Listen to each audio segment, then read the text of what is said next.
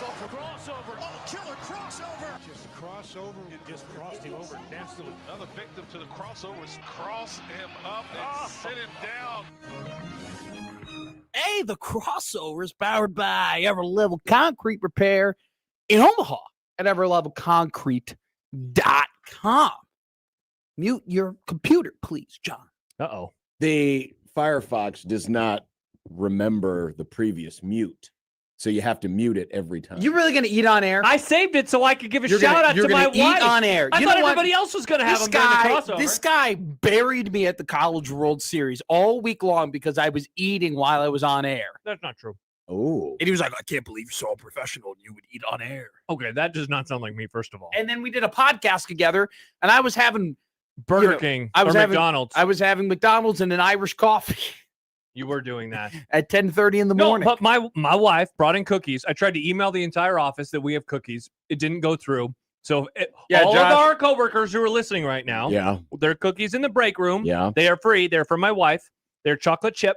There is no peanut in here, I don't believe. There's no nuts. No nuts. So if you have an allergy, you're good to go there. I brought Unless them in. you're allergic to chocolate or flour. That's or true. Or eggs. I don't know what she has to do with cookies, but I brought no nuts. I brought them in to share with the group, and I thought you guys were going to save them, but I just wanted to give her a shout out. Well, no, we ate them. You guys can talk. Because that's what they were for. They were for eating. Thank you for the cookie. They were very good. Mm-hmm. Even with white chocolate, which I can't stand. But the good news is there were 3 other chocolate chips in there that Yes, there are 4 different types of the chocolate chips. unnecessariness of white chocolate. What is white chocolate? It's just sugar. Yeah, because it's not really chocolate, right? No, it's really not. It's just sugar. Why do we let them call it white chocolate? White chocolate's the chocolate milk of. You don't like chocolate milk? No. But like chocolate milk doesn't come out of cows, right? Famously. So white chocolate doesn't come from a cacao bean, right? Sure. You don't. It's not naturally white. There's no white cocoa bean. There's no white cocoa bean. That's truth. You know. Right, which is why I'm asking, what is white chocolate? I Because think it's not chocolate. I think you just add a lot of cream. White chocolate, according to Al, beef. The guy who makes the beefs. nope, is a confection made primarily from cocoa butter, sugar, and milk solids, notably lacking the cocoa solids found in dark or milk So chocolate. it doesn't even. figured out a way to send them It does big have email. cocoa butter in it, but it does not have the cocoa solids. I don't like the use of the word solids here. It sounds unappetizing. Well, I mean, Well, everything's a it's just solid. A lot of things are solid. Well, it said milk solid. I don't want my milk to be solid. Yeah. Well, that's called liquid ice milk. cream. Ice cream is solid milk. You know that? Ever think about that I before? don't Nick? think that is what That it is. doesn't Not sound really right. solid I mean, milk. yes, it is. I mean, it's a more solid part of milk. It's cream. It's cream. What's cream? Cream's milk. Like cottage cream cheese is is a not bit more milk. solid. No, Milk is- that's milk is curd. derived from That's cream. curdled milk. First of all, you're wrong on like everything. I don't think that it's solid. Also, it's not solid. Well, it's malleable. It's you just, know? it's like a colder. Is it a version. liquid? Is it a liquid? Is ice Austin cream a says we're liquid? trending towards a crappy booty. We are. we're not. We, Is we- ice we are cream a quickly liquid? moving that Is ice direction. cream a Yes, liquid? of course it is. No, not until it melts. Nah, it's a liquid. It's not a liquid when it's frozen. That's not a liquid. It's a It's a frozen dairy treat. If I were to hit ice cream, my hand would be stopped by the ice cream. What if it was Dairy Queen? That's soft serve. That's a different form of ice cream. But it's still ice cream. Yes, but it's a solid. There's some ice creams that are solid. Well, Aaron Papillion says that butter is closer to solid milk.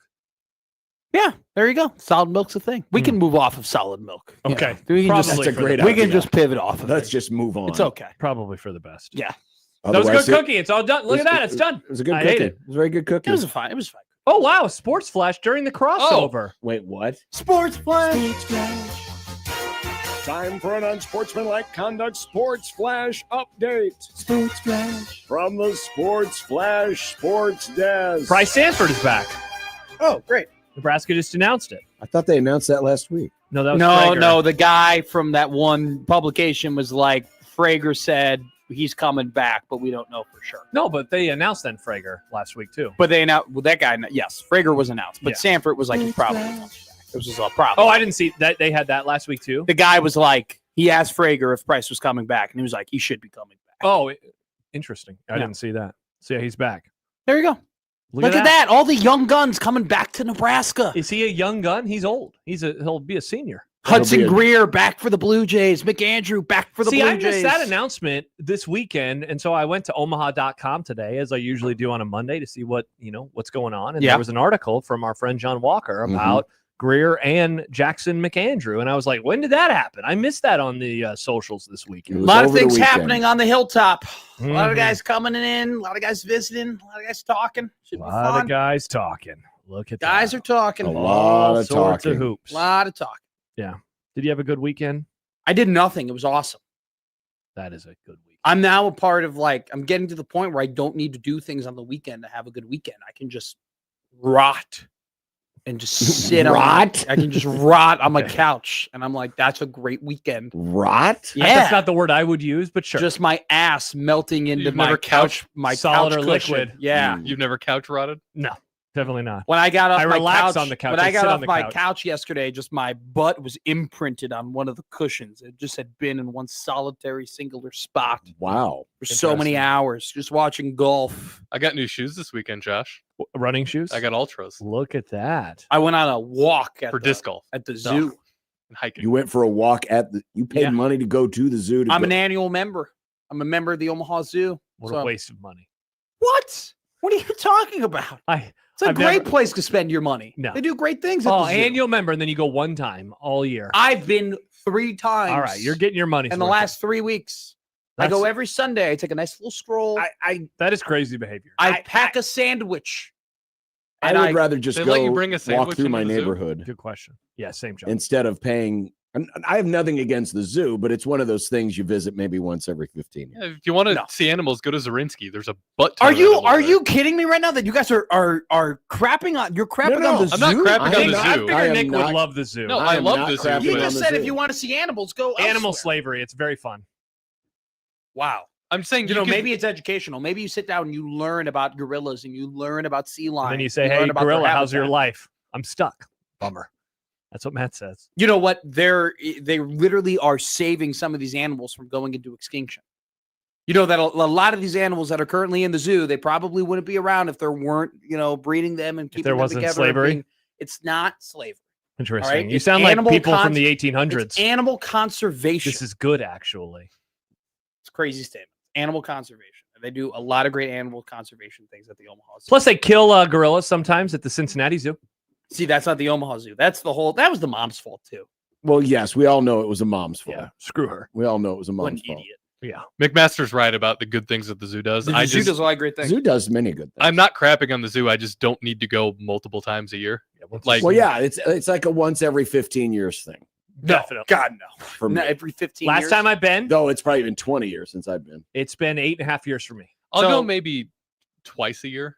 Maybe. Wow. Maybe. 2 weeks ago, I Some went of those for are like 6 hours. And drink I nights. packed a beer and a sandwich. You're allowed to bring your own food and drink in? No. I park He's smuggling them. I park at the foul pole, okay, and then I walk. I walk out and I get my little stamp, and I walk to the car and I eat my sandwich and I drink my beer, right, and then you walk back. and then I walk back and I go back through the zoo. Is that legal? What? Probably not.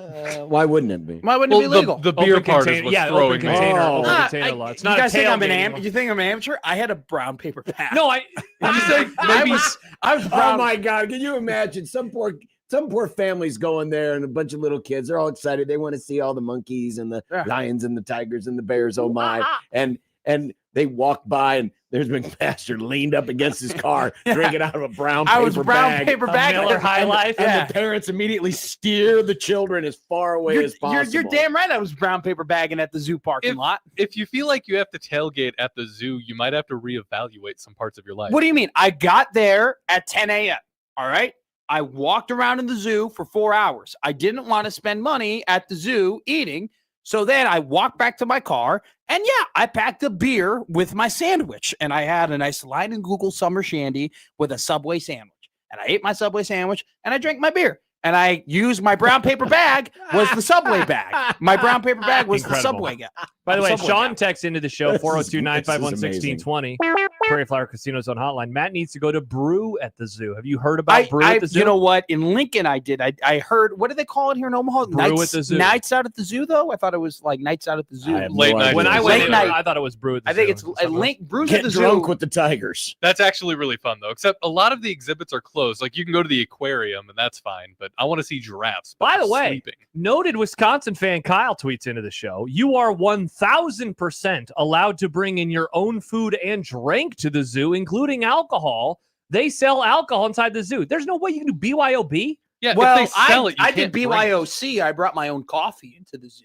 Like, they didn't have a problem. I'm stunned that they would do this. I know that doesn't seem legal. Well, Doesn't seem Well, like it's it not should be legal. allowed. It just seems like weird business practices when you consider that, you know, that's they- true.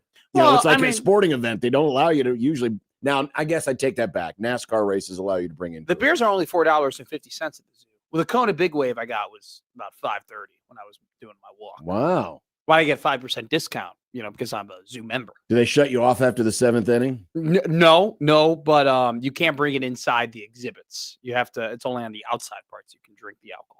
They don't want you to give a sip of the beer to the monkeys. No, they don't. They don't want that to happen. Why? Clint Eastwood did it all the time in Every Which Way But Loose, and that was a great movie. I was bummed on Friday. I just missed Matt. I'd like just walked out of the ballpark and he had just arrived Yes. on Friday. He I called was- me. He's like, where are you at? You want to come hang out in a suite?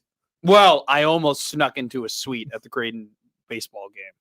No one was in there. All the people at, you know, there was all these different suites, and I was like, nobody's taking advantage of the space. And I was in the club level. I go, if I just sit in one of these club suites, who's going to care? What are they going to do? Kick me out? I'm 1% of the population here. What are you going to do? Kick me out? The suite was open? There were a lot of suites open. Well, yeah, but those are usually the ones that are occupied. There were all the doors were open and nobody Really? was in Oh, there. I thought they locked the ones that weren't occupied. Well, We'll be so after here's- this segment. Mm-hmm. Here's the thing. When the game started and nobody was in there is when they got locked. But in the pregame, I was thinking about should I make buddy with people at Scooters to be in their suite? I was like, should I try and make friends with these people to try and sneak into the suite? I did not. I just watched the game. Did you enjoy it? Yeah, it was baseball. Have you ever tried becoming friends with somebody to not be incentivized to get something else out of it? Oh, good question. Nick. Yeah, my entire it's not being friends, it's being nice and whatever and socializing. And then if they're nice enough to invite us into a suite, you go into the suite. And if you don't get incentivized or whatever, it's no big deal. This is a normal practice. You're becoming friends with these people for the end goal specifically of yeah, getting into for their suite. these people specifically, yes. That's not all of my relationships. In my Is there life. really any benefit to the Weird suites question. for just a run-of-the-mill regular season? You know game? what? So they didn't there's no have way it was free. full They of didn't stuff, have right? free beer. They didn't have a free buffet. they Right, didn't that's what I'm have- saying. I didn't know if they stocked them. When I went to the Big Ten tournament, I took pictures of one of the suites, and I walked in. And I go, "Hey, do you mind if I take pictures? Because we're trying to get some social media stuff." Content. They go, "Absolutely." Awesome. So I Love that. took some pictures of like the food and everything like that, and they were like, "You doing anything?" I was just like talking to these people. I go, "No, not really. Like, I don't really have to work for another hour, an hour and a half after I take these pictures." They're like, "Do you want a steak sandwich or the mac and cheese here or the hot dogs?" They're like, "You can hang out here Unreal. if you want." So yeah, I made friends with these people because I know how to interact. I said no. I said I would feel bad if I was sent here on the company's dime and all I did was chill out and watch the game from the suite. So I took my pictures and I left. That's what I did. Did I take a steak sandwich on the way out? You bet your Yes. ass I did. That's a good Oh, call. It was That awesome. is a good call. It was a Gibson steak sandwich. By the way, many debating right now inside of the YouTube chat about this whole bringing alcohol into the zoo situation. So Kyle's followed up. He said, facts. I brought a twisted tea 2 weekends ago. And he says, we bring a small cooler with us. You see families bring in full-on Yeti coolers. Speaking of that, people are being critical of McMaster. John texts in, Matt is an amateur. You don't use a brown paper bag. You use a hot/cold type mug. Yeah, brown paper bag. What year is it? 1984? I like brown paper bags. All right. He wants to look like a hobo. Yeah. Bill- I would walk down in the loop with brown paper bags in Chicago. Bill texts in, way to right the ship, guys. The milk solid start was creating the first crossover, making me long for Nick to talk about F1. Tough. Also, Otson points out that hacky sacks are also prohibited at the zoo. Hacky sacks. Why hacky sacks? You can That's probably throw it into specific. an animal's face or something. They You know could what? choke There was on a it. moment I was taking a video of a monkey and him running around, and it was in the rain rainforest, and my hands were over the ledge, and I was like, "Wow, I got to be careful. I could drop my phone into the exhibit. That would be a problem." Kind of funny though. What? Kind of funny though. No, not funny at all. I don't want to buy a new phone. That's a and good what am point. I going to say at the Apple store? I dropped my phone into the monkey zoo. exhibit. Yeah. You know? I mean, you would have had to say that. But they would have been like, "What exhibit?" That's pretty embarrassing. But if you had your locations turned on, they would be able to note that. That's true. Find it exactly where it is. Hey, look, this thing is just running around randomly in some cage. What are you triggered about now? I've been to that zoo probably for 9 hours over the last 3 weeks. That is 9 more hours than I've been there in the last decade. And there still are things I'm discovering about it. You know, that zoo is so big. There's so much to discover. There's so much. See, I haven't even seen the hippos yet. Okay. Didn't even see the hippos yet. You got this upcoming Saturday to go see the hippos. Sunday I go. Maybe you could go there today. No. I'm just going to walk to the old market today, probably. Going to walk to the old market and then walk back. Well, why not walk to the zoo? Why not go to the zoo? That's a far walk from your place. That'd be a very far walk. It's actually just go walk. It's actually not like the zoo is kind of like an 8-minute drive from my place, and it's only 2 miles away. Because you have to go, you got to loop around. How far is it from your place to the old market? That's a far walk. Far walk? Oh yeah, it's a hike. About a 35 to 40-minute walk. I was gonna say out there, very close and to then back. But like I just, I get to Barrios and I touch down and just turn right back. Nice. So I'm at the edge of the old market. Like I'm not walking into the heart of the old market. I'm not going to, Homer's or anything like that. Sometimes I did do this over the weekend. I was like, all right, I'm going to take a walk. I'm going to smoke a cigar and then I'll walk back. It's a nice little weekend thing. And I walked there. So you walked 30 minutes to smoke a cigar and then turn around and walk. I walked 40 minutes. I smoked the cigar and then I go, sure, I'm going to get a beer. And then I got more beers and then I just Ubered back home. It just got too late. I got there. I was there for too long. Havana Garage is a great spot. It's awesome. I haven't been there in years. First time I ever met Connor Happer, Havana Garage. You're living the life like a 50-year-old bachelor. Yeah, I love it, man. I golf, I smoke cigars, and I go to the zoo. That does sound like a 50-year-old bachelor. You leave the zoo at lunch to have a sandwich and a beer. And then go back to that mystery creepy guy that used to live at the end of my block when I was growing up. Who was like never married. Matt's a pervert. He'd drive by and he'd scowl at you. I remember the one time I accidentally cut across his. Well, it wasn't an accident. I was a dumb kid. I cut across his yard on my bike when I was going around the block, and he yelled at me. Classic. My dream is to be the guy, the old man from Home Alone that they thought murdered people, and all the salt on his driveway is the people that he murdered. Dude, that's my dream. You're gonna end up being like James Earl Jones in Sandlot. What does he do? Well, he was friends with Babe Ruth. George? Yeah. I haven't seen Sandlot 15 years. Oh, you've been to the zoo way more. I know Sandlot. that. I think for most people that is actually reversed. What was the lifeguard? The lifeguard. Wendy Peppercorn. Yeah, like all the chicks in college with their boyfriends would dress up as her. It was like so insufferable. Like if you had a boyfriend, you'd go as Wendy, and you would go as like Benny the Jet. Well, so cute. Oh my god, those two weren't together though. That's a horrible couple. No, it would have been that other guy, Squints. Yeah, that's what I thought. But the guys Bombarderos. wanted to dress up with like a button-up shirt and a Dodger hat. Sure, yeah. And of course, he ended up with the damn Dodgers. By the way, because they got the highest payroll and they have everybody. Of course, we would be sitting here being like, "That's not canonical." Well, I mean, that's you who's doing it. That's him who was doing it. Oh yeah, I guess that's true. I agree. I stand with Nick. I mean, yeah, if it's a couple's costume, it has to make sense. Yeah. What's your couple's costume? Well, it was just two people who were in the movie. Yeah, it's just two people in the movie, but there were a couple in that movie. So why wouldn't you be Wendy and Squints? Okay, what if you were going as a Star Wars couple and someone went as Darth Vader and the other one as Princess Leia? Well, that's weird. Yeah, that's okay. Yeah, if somebody's going as Leia, I'm going as Jabba the Hutt. In classic Star Wars, there's not a lot of female options. You pretty much have one. Or just Leia, or an Ewok, and then Rey in the new ones. There was that the Twi'lek lady who's dancing for Jabba. She was there. No, if the weird mouth situation. No, that's not a Twi'lek. That's a different alien. I don't know the names of Twi'leks are the ones that have they're like blue and green. Yeah. My girl, I'm going as Leia. Great, I'll go as Jabba. If you get it, you get it. So pervert, pervert, Matt the pervert.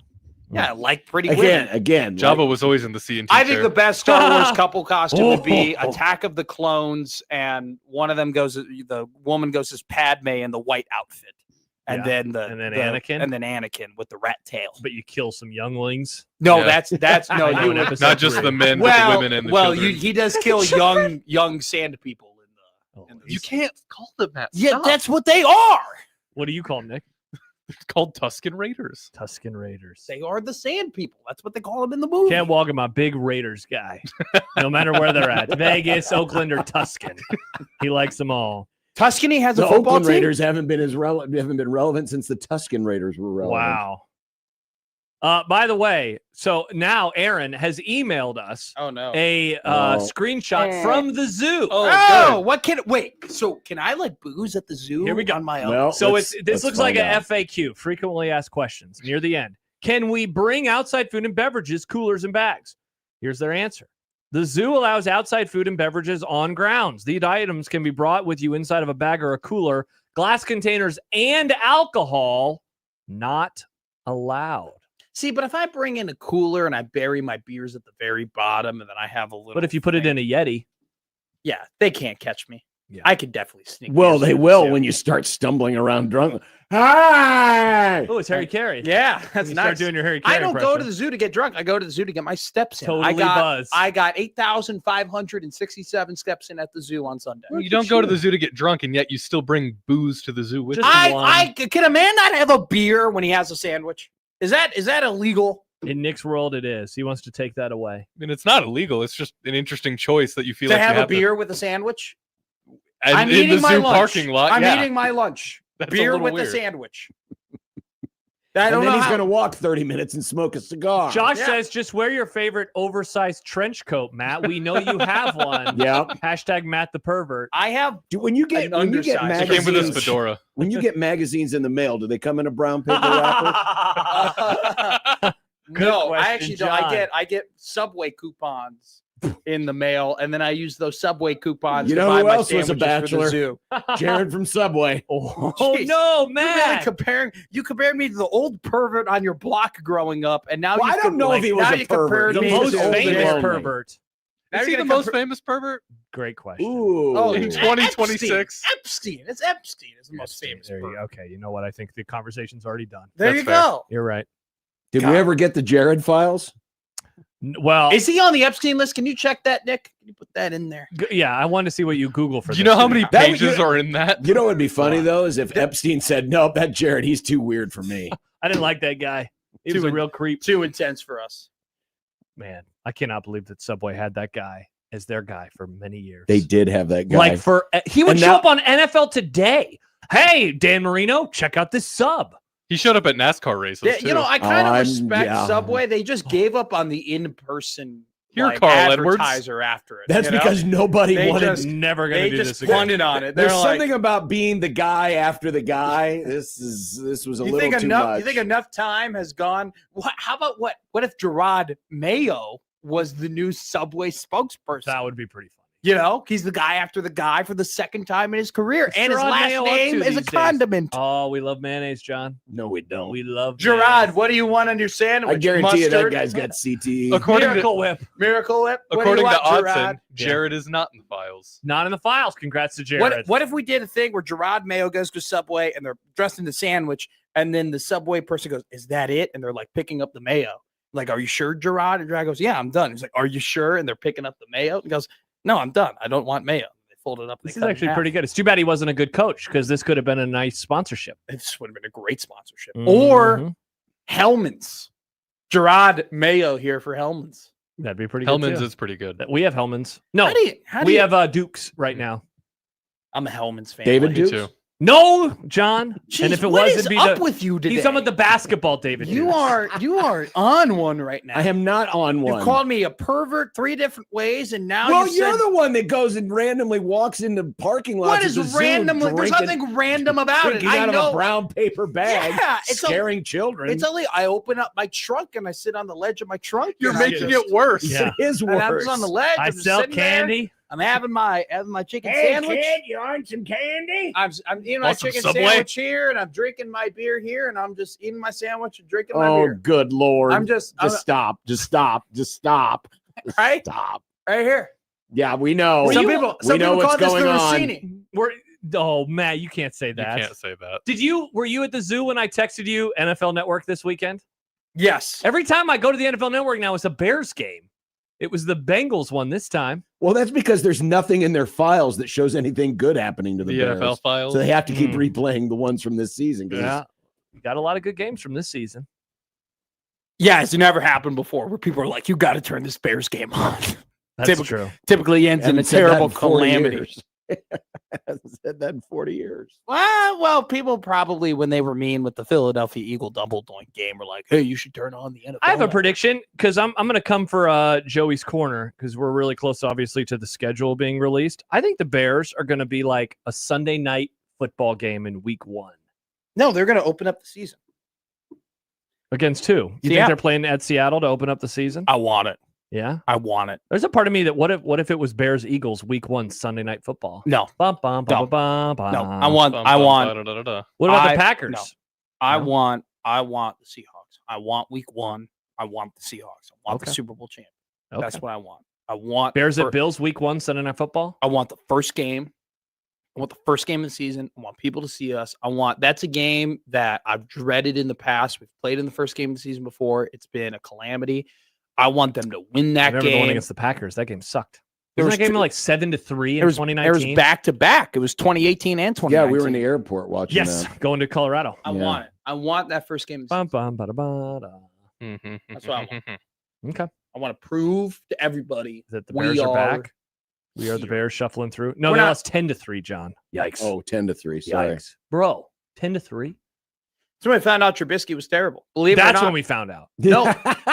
Yeah, he was a Pro Bowler in 2018. Yeah, we definitely didn't realize he was terrible in 2018. You're actually incorrect. You're actually wrong. No. You're actually wrong. No, I'm right on this. No.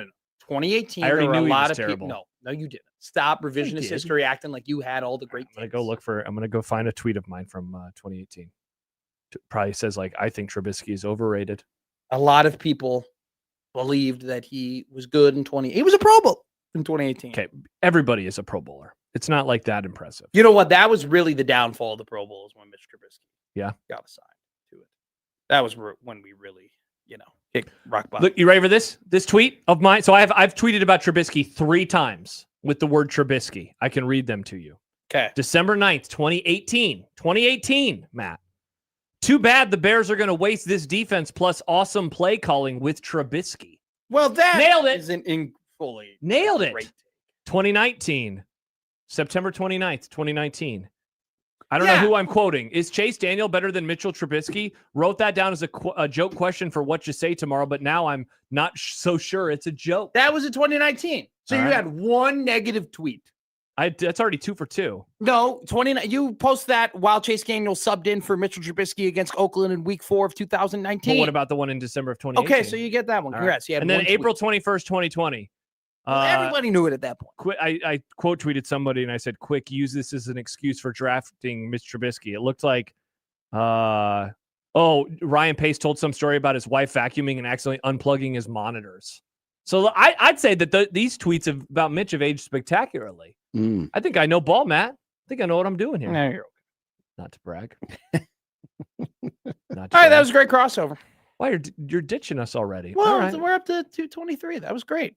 Just cut our cut our losses. Is that what you were going to say? Cut our losses. He just wants to get to the zoo parking lot to have a beer and a sandwich. Oh, that's true. Have fun at the zoo, Matt. And then just everybody randomly thought he was bad in 18. No, I know. The ball knowers did, is what I'm trying to say. John and I knew what was up. How many playoff wins did Trubisky have? I mean, he was a Bears quarterback, so it was pretty easy to just assume he wasn't going to be on the Caleb Williams train, though. I think he's good. Yeah, of course. How can he not? I thought he was great, especially in overtime. I'm waiting for Josh to go. NFL Network. Now. Hi. All right, let's go to break. Yeah, let's hit it. It's break time. That's the crossover powered by Ever Level Concrete Repair in Omaha, everlevelconcrete.com on 1620 The Zone Radio Network.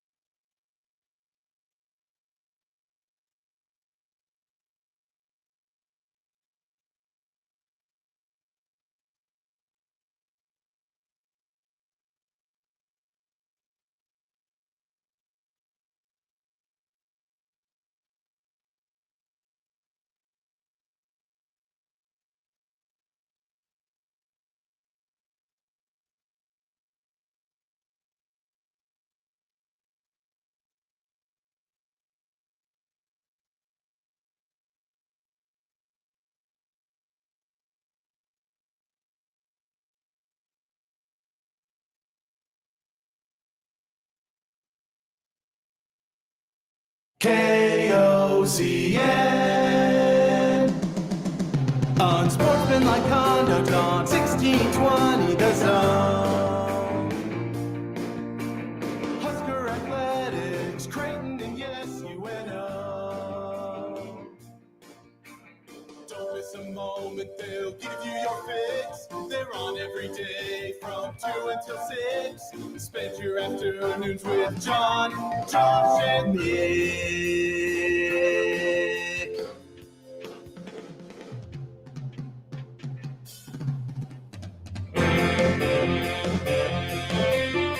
John, Josh, and Nick. They'll show you what sports talk really is. It's way too early to feel this humid. It is great. thick outside and it's thick inside. It is. My desk is sticky. Ah, It's sticky. Yeah, but that's for other reasons, probably. oh, wow. On Sportsmanlike conduct on 1620 The Zone. Husker Athletics, Creighton, and yes, UNO. I need to have that swabbed, Nick, to see if Katy Perry was there too. Welcome. I don't get that joke. What? Oh, you have to check with Odson. Odson once in a while he'll tweet out things that he's been reading because he's into the entertainment side of things. Sure. Apparently, there's been an incident involving Katy Perry, and I didn't recognize the other young lady, the singer. She was an entertainer of some kind. It's pretty crazy story. Read it during the break. Oh, I see it. Yeah. Yikes. Now, I don't know if that explains the stickiness on the desk situation. Just open it up. Yeah. Just read it. Wait for the break. Okay. Wait for the break. Read it out loud to the class. Okay. Especially when you get to the good part. Okay. The good part or the bad part? Well, I mean, you have interesting definitions these years. Good in terms of the juicy reference? the juicy part. Okay. Thus the reason why Nick may need to swab his desk. John writes, that's disgusting, Nick. Yeah. Clean your desk area. I'm sorry. That's gross. It is very thick. Very thick right now. 2 C's. Yesterday, Connor and I compared it because it was similar yesterday morning at 10 o'clock. Baseball. And that's when the game started. And Connor compared it to, this feels like when we're resuming play after a night rain delay at 10 o'clock. We're in the 6th inning. South Carolina comparison. leads, Texas 3-2. Excellent comparison. And it kind of did. It kind of felt like, we're playing baseball. It's early. The crowd hasn't showed up yet. And there's that humidity in the air. Got all the games in this weekend with nary a delay, right? Everything Well, started. there was almost a delay. When? Because Seton Hall decided to take batting practice very late. Why is that? On Saturday? Why were they Sunday. allowed to do that? I don't know. It was a miscommunication of some kind. Did they forget what time the game was? Apparently. Huh. Interesting. But kudos to Dan and the crew at shout out at Charles Dan. Schwab. Dan and they the got the boys. field done, and we started on time. Nice. So that I could get home and watch the end of the Masters. Masters. Are you going to be all in your feels today like a lot of people are with Rory this weekend, John? No, I know you hate the guy. I just don't. I don't hate him. I just don't like him. Did he get a second green jacket? Does he just have 2 green Yeah, jackets? No, it's get the same one. It's the same jacket. You don't have 2 jackets. I bet Jack has more than one jacket. Jack's grown over the years. That I was going to say, probably because he's gained some weight. But yeah. But it was very strange. It's not strange. He's no, but not that people are mad that he won. I don't care about that. But the thing that people are mad about with him is very confusing. I am a little perplexed by the vitriol that he is seeing. You probably missed it. I guess there's this huge controversy online because when you win the Masters, online, here we go. When you win, but it's with a bunch of golf dorks. When you win the Masters, one of the things that you get is access to Augusta National. And so what he had been doing recently, he skipped all the tournaments in the lead up to the Masters. He would drop his kid off. He would fly down to the course. He would play, and then he would go home, and he'd be home by dinner.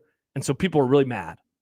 Yeah, that's seriously. Golf dorks are super pissed. So he's allowed to practice. And he's taking advantage of the thing that you're allowed to do as a previous victor because he really wants to win this tournament. I mean, if it really He was like, I don't like the tournaments before the Masters, so why would I go play them? I want to practice because I want to win the Masters. If it was such an advantage, he should have won the damn thing going away.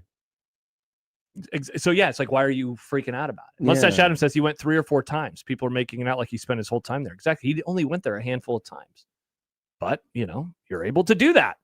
I would take advantage of that, too. I would want to win the Masters. And you know what? Guess what? The course plays different based on the conditions.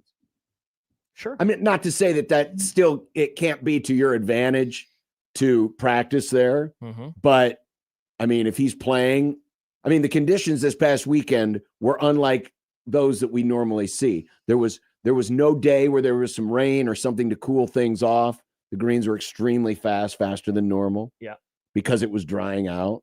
So, I mean, yeah, is there an advantage to it? Yes. Of course. Is it legal? Did he earn that advantage? Yes.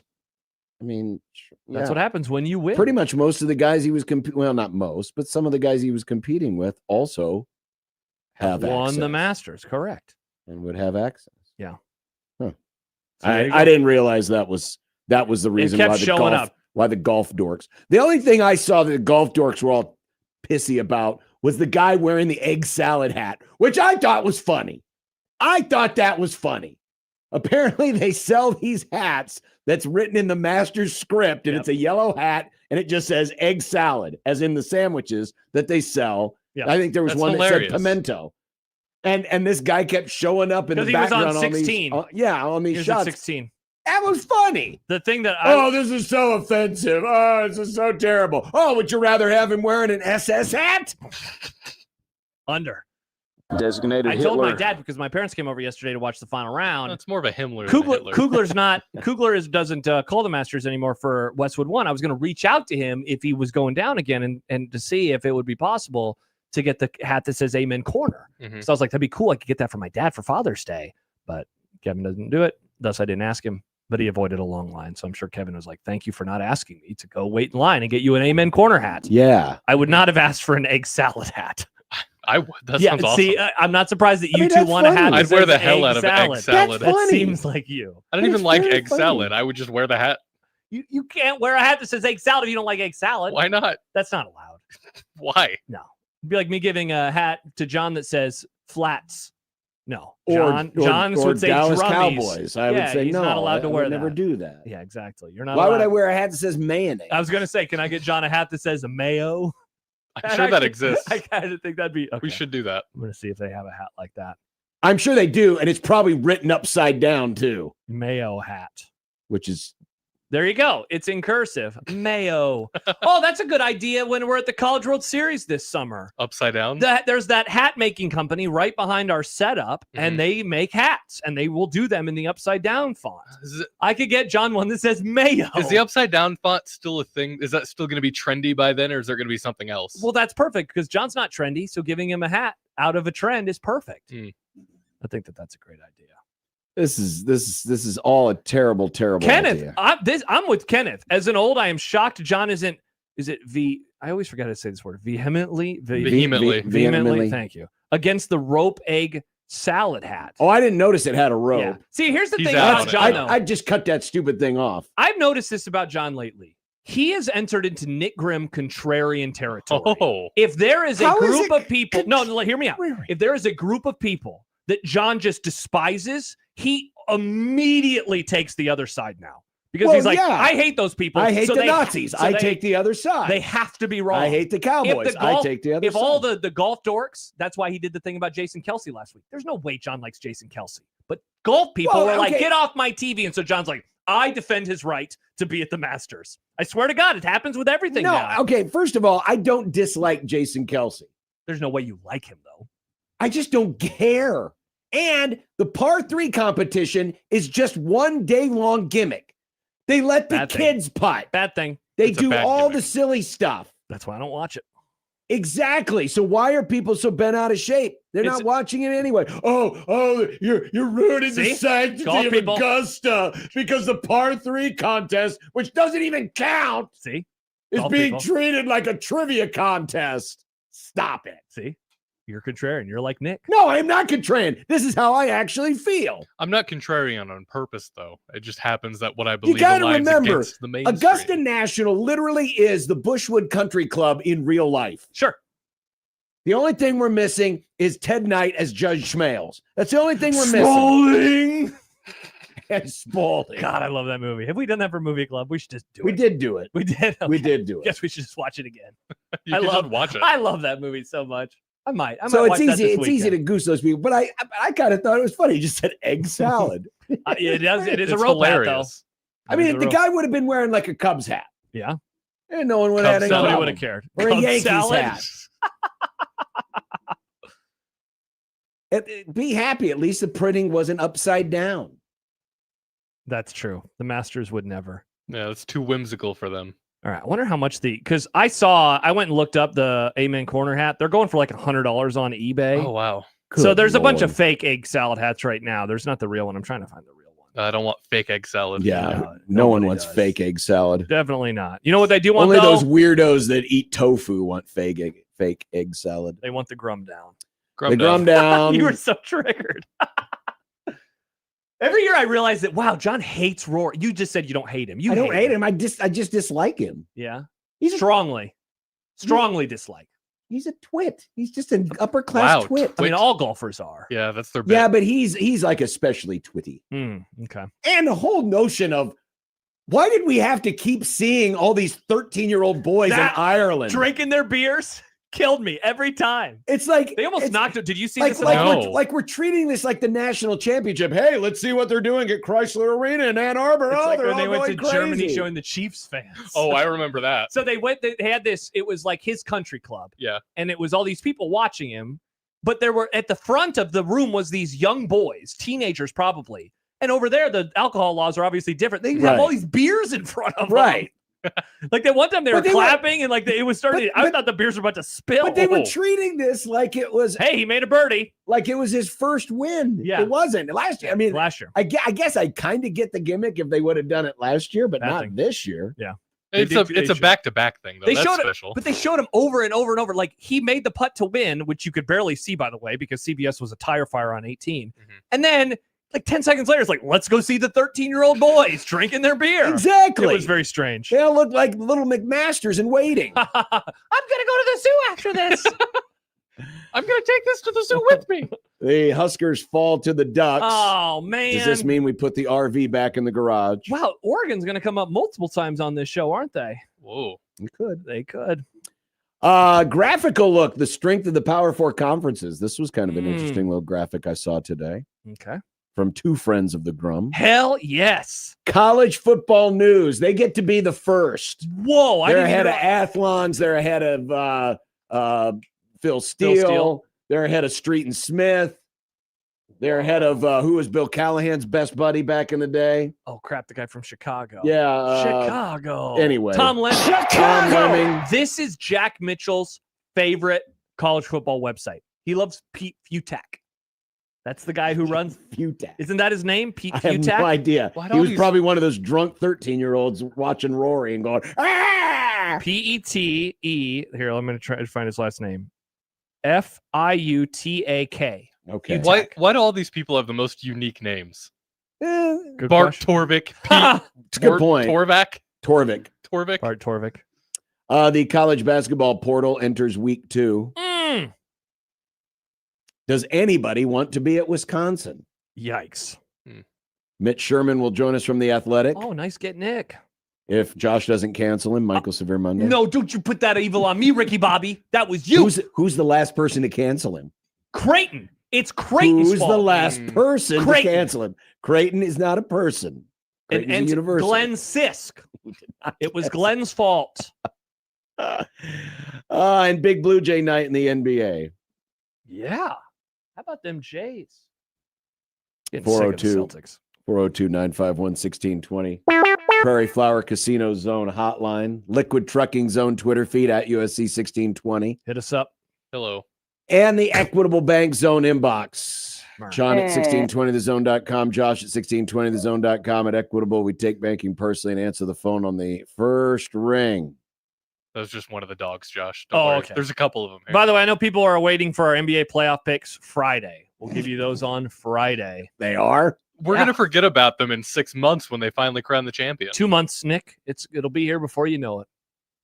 I mean, you already know my picks. It's going to be Charlotte versus Boston in the Eastern Finals, and who cares in the West? And there's Boston, no Creighton and Blue then, Jays in the West? And then Banner 19. Well, Doug's in the West, but the Kings famously He's retiring. Is that what everybody's saying? He's retiring? It's not I don't That's know. That's the rumor retiring. on the street is he's retiring. That's what people are saying. But if someone wants to pay him another $6 million to shoot threes, I mean, that would be sweet. Joey just got his Baylor Shireman jersey in today. Did you see his tweet? Lord, oh my god! He was telling me about it, and then the mail came, and it was literally the jersey, and he put it on before he left. Good job by you, Joey. Mike says it isn't official. Yeah, I didn't mean to imply it was official, but it just seems like everybody is implying that it's like about to go down. I mean, he's retiring. Depends. Is what people are saying. It depends. Grumball, he's retiring. It's not there you go. Your story to tell. I don't know for sure. You said Grumball though. Grumball. So Wow, how about this from Nelson on the YouTube chat? College football news is awesome when it comes to game predictions during the season. Use it frequently for bets. Wow. People love CFN. Well, interesting you mentioned that, because when we get to that segment, we will review how good college football news has been. Okay. On certain things. Perfect.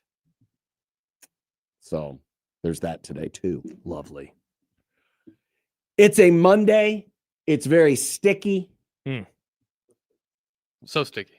I guess we treat this like a July show. Topic alert. It feels like a July show. Get out the line in Kugels. Where's the summer shanties? In McMaster's car. The summer shanties? What would you do with a drunken sailor? Why did I say it that way? Shandy. Shandy. A summer shandy. A summer shanty It'd be a little different. That's where McMaster usually walks to smoke his cigar. Summer shanty. Go back to your shanties. Go back to your shandies. Shandies or shanties? Are you saying pan? Unbelievable.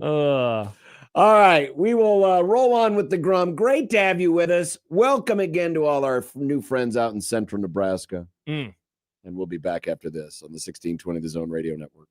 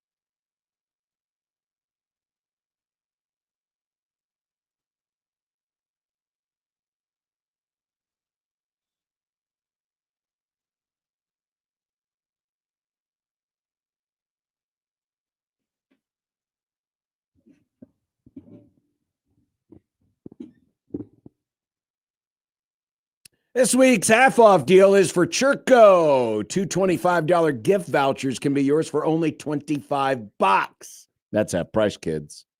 Fresh pasta, handcrafted daily, dry-aged steaks, focaccia bread baked daily. It's Churco, 192nd and Q. CIRCO Omaha.com. ChurcoOmaha.com. Middays with Matt's got a chance to win, and you can get those half-offs this week at 1620thezone.com. By the way, we did a prize last week. We had 5 giveaways on Friday. We did. One of them involved our text machine, and it was sending in photos of dogs. Yes. The amount of good boys and good girls that we received from our listeners was incredible. I scrolled through all of them on Friday night. Thank you. I know Nick has chosen one of I had to randomize the winner because I couldn't. We had so pick. many. Yeah. So thank you to everybody who sent us pictures of your dogs. And Jody was the one. She picked Rory as she was about one of 4 or 5 people that picked Rory. I was surprised we didn't have more in the email competition. Nice. So Congrats. Jody is waiting for a email from Nick on that. Very exciting. Jody received an email. Oh, well, there you go. There you go. Good job, Jody. Good. Shout out to Nick. Yeah, thank you for sending an email. And shout out to Rory. Man, it's been so long. Shout out to Rory. He's suffered for so long. And all those 13-year-olds who are drinking beer. Also still waiting on our One Beer Friday winner of the contest. I reached out to them as well. Look at that. Nick's just doing his job. Look at me go. Like Rory was yesterday. Well, he definitely did his job. Mm-hmm. I will say that. I mean, how funny would it have been if you would have found a way to choke on that? I just wanted it to happen because I wanted things to get interesting. Like, it was the closest Masters that seemingly had no big moments that I can remember. And that's not like a criticism of the tournament because, like, it was good and it was close. And, like, it was always bunched up. Basically, once Rory started Saturday, he was 6 up to begin the day. And by the time he teed off, I think his lead was already down to, like, 3. But I wanted a moment. I wanted something to happen. I wanted him to screw up and for things to get crazy. And they never really got crazy. No, they didn't. You know? Scotty never had a birdie putt that was close. Once he got within a couple of strokes. And it's like he never was able to push anybody. Nobody really did. A lot of people were just making mistakes. It was kind of boring for as close as it was. It was very odd in that way. Yes, it was. For a little bit there, it looked like Rose was going to pull it out. And then he hit, 11 or 12? And then, made some mistakes. He blew up.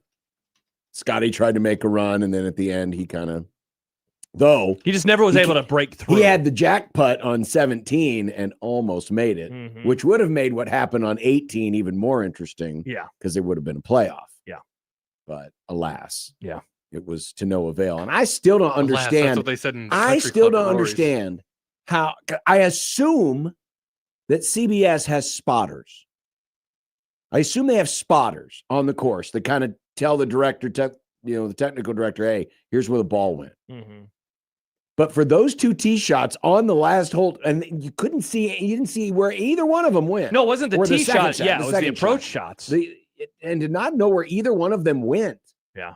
Was just like bizarre. And then no one bothered to say anything. They just kind of talked as if, well, he made the shot. Well, because it was obvious. You're right. Has some work to do, but no one. But how much work? Until Rory walked to the bunker, you didn't know that the shot was in the sand. Because I thought, obviously, I thought he was in the bunker.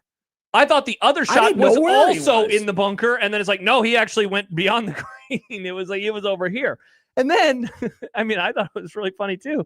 The final putt to win the Masters, he is standing in a way that you can't see the ball go into the cup. And so when he first putted it, and he was slow to react, I thought, oh my gosh, did he just miss the gimme? No, he didn't. He made the putt. Well, but they didn't even have a good angle of that. But imagine if he had missed that. Yeah, and they didn't have a good angle. They wouldn't have had the shot of it. Yeah, pretty crazy. Yeah, it was almost as if everyone was just like, maybe the fact that there wasn't any of those signature moments kind of put everyone to sleep in the truck too. Incredible.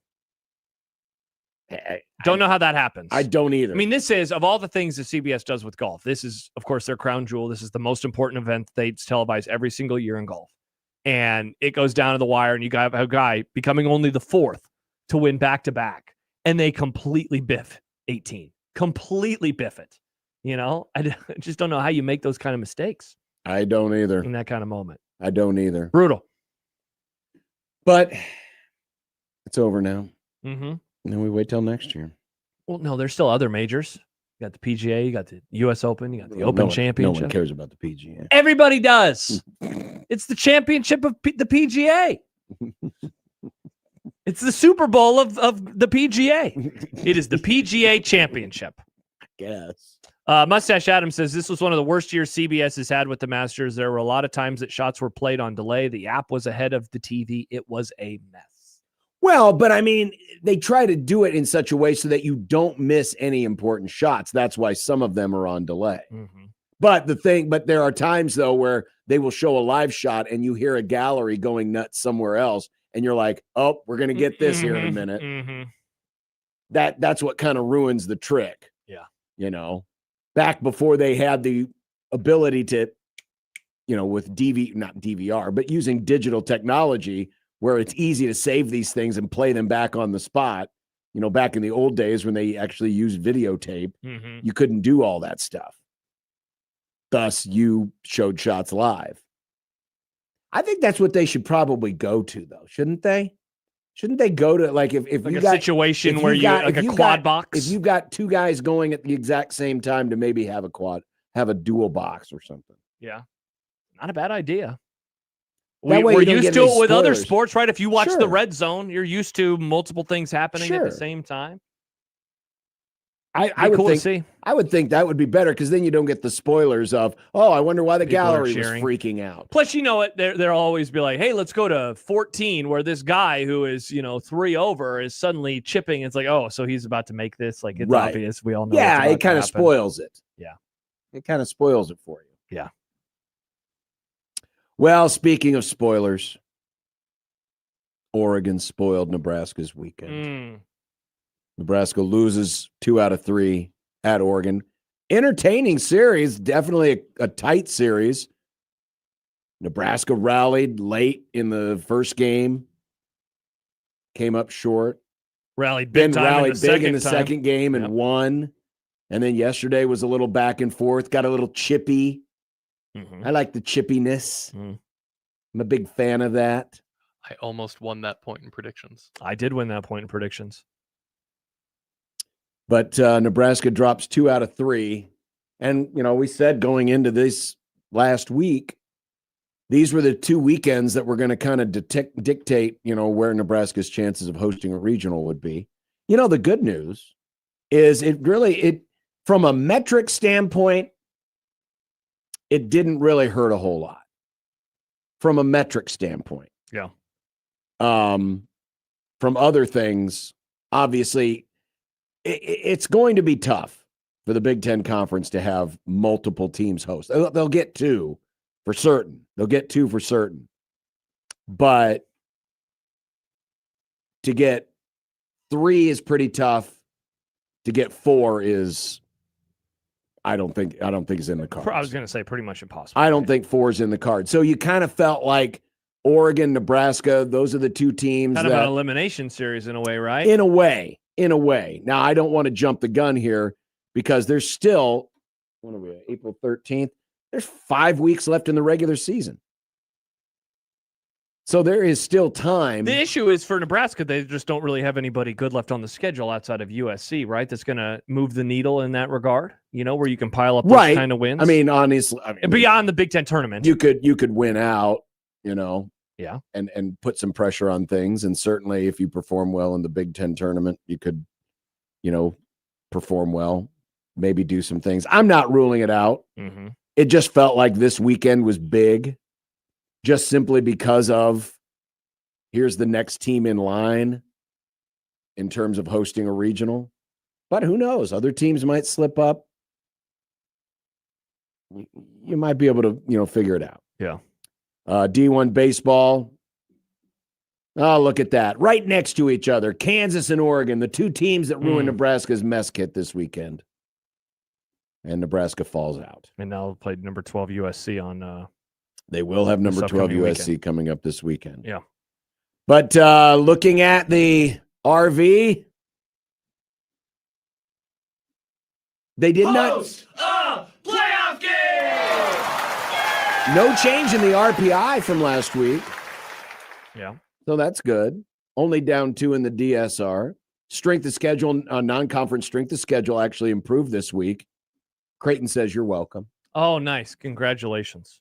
And speaking of Creighton, they will have Nebraska and Creighton tomorrow at Haymarket Park. Mm-hmm. And we'll have coverage for you here on 1620 The Zone. And, of course, USC this weekend. So, I mean, yeah, we have a better chance of being able to make meth in Walton Jesse's RV? Probably. I was going to say it's less. But it's not over yet. There's still 5 weeks left in the season. Chance in Texas writes on the YouTube, probably need to go 3-1 this week to keep the hope alive. Would you say that that's about right? Beat Creighton, Sure. beat USC twice Sure. to keep the hope alive. Sure. Put it on the list. They're not hosting. They are not going to host a regional this year. I'm not even going to put it on the list because it's such an obvious statement. Sorry. Sad. I mean, the odds are currently against them. But again, like I said, there's 5 weeks left. Sure. Crazier things have happened. There was a bit of a kerfuffle yesterday in the late waning moments of the game. A literal kerfuffle. Featuring Rhett Stokes sliding into second baseman taking exception, thinking that I'm assuming he's thinking he went in late. Spikes high. Again, that's what's being alleged. It led to the two yelling at each other, and then at least one of the dugouts cleared. At least on camera, you could tell that there were Oregon players coming out of the dugout. And that became a thing last night where, well, how come those guys weren't thrown out? By the rule, because I looked it up, by the rule, any team personnel other than coaches who leave the dugout, bullpen, or their position on the field to approach the immediate location of a verbal or physical altercation or fight shall be ejected and suspended for 1 game. That's from the NCAA rulebook. Any team personnel other than coaches who leave the dugout, bullpen, or their position on the field to approach the immediate location of a verbal or physical altercation or fight shall be ejected and suspended for 1 game. So I guess technically, yes, those 7, 8, 9, however many Oregon players that were seen on camera. Now, they left the dugout.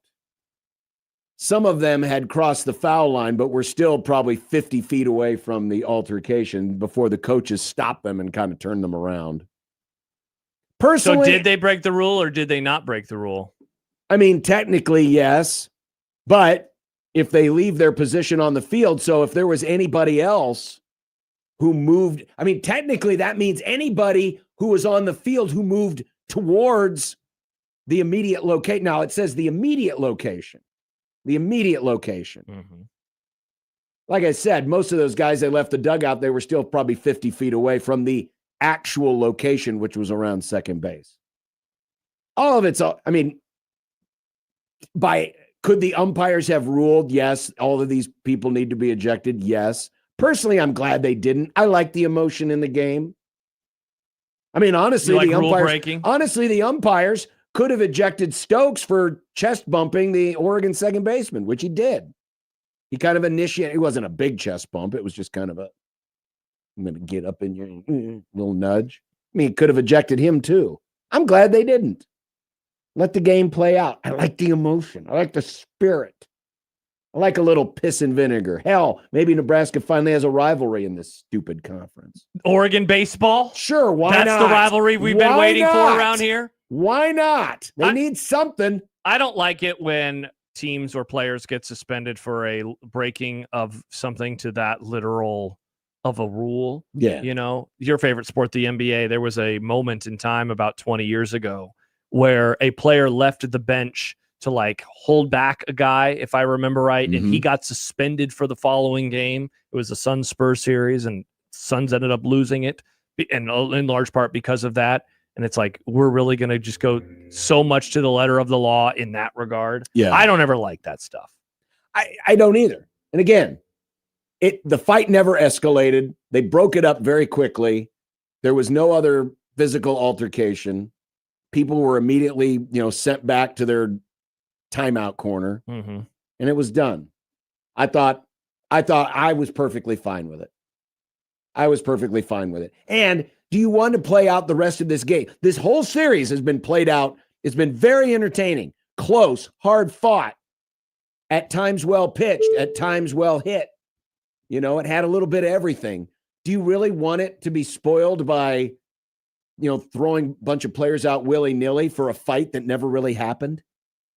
I mean, it's one Personally, thing. I wouldn't. It's one thing if everyone got physical and people are swinging, punches are being thrown. That's one thing. If it's just a bunch of guys jawing, just turn them around, send them back to the dugout, and as long as we get back to play, we're fine. Sure. I'm cool with that. And like I said, maybe they finally have a rival now. Imagine if they finally have a rival. Imagine if they rematch in Omaha during the conference tournament. That'd be cool. I don't think they have a rival, but that'd be cool. I'm just saying. But either way, we will see. We will see where it ends up for Nebraska. Not in a good place. What do you mean? Not in the tournament, just not hosting. Everyone was so excited for the RV, for Jack, for his radio show, for all that stuff. It ain't happening now. He can still do it. I mean, yeah, he could, but where? In Arkansas? He could still park at the RV at Go down to Kansas? You know what he should do? He should park the RV at Haymarket Park and then just dial up the game on BTN Plus. I guess now that's the real crime. The real crime is that this series was on BTN Plus. Yeah. What the hell did BTN have to air that was more important than two ranked teams in baseball? Good question. I have no idea. Instead, we put it on BTN Plus, where apparently I didn't see it, I didn't hear it, but apparently the announcers, the umpires were called the refs. What the hell are we doing? That's tough.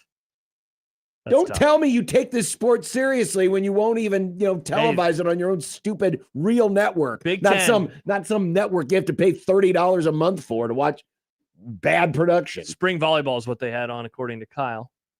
Really? By the way, that's the kind of stuff you put on BTN Plus. Big Ten, number 1 team in the country, so they obviously care about baseball. And the number 12 team in the country. Yeah. And whatever Oregon was. Yeah. Just saying. Oh, they care about something. What's that? Murdering the Pac-12. Yeah, they did a good job at that. They did a very good job at that. All right. 402-951-1620 if you want to hit us up on the Prairie Flower Casino Zone hotline. By the way, speaking of that UCLA team. Yeah. They are 7 wins away from the longest all-time win streak in NCAA history. Oh, wow. I mean, think about that. 34 is the record. Mm-hmm. And they're 7 away from tying it? They're 7 away. So they're at 27? They're 7 away. Wow. I mean, that's an all-timer. And the next 7, 8 opponents, certainly ones that they should be able to take care of. Mm-hmm. So could have history. Happens here. Could have history. In the Big Ten. Man, that's cool. What a cool league. The Pac-12. They got to play Big Ten teams. Right? Like Purdue or something in there? Indiana? Maybe that's why they had this long win streak. Right, helps them They a little did bit. beat USC. There you go. They did sweep USC as part of it. All right, we'll be back on the 1620 The Zone Radio Network.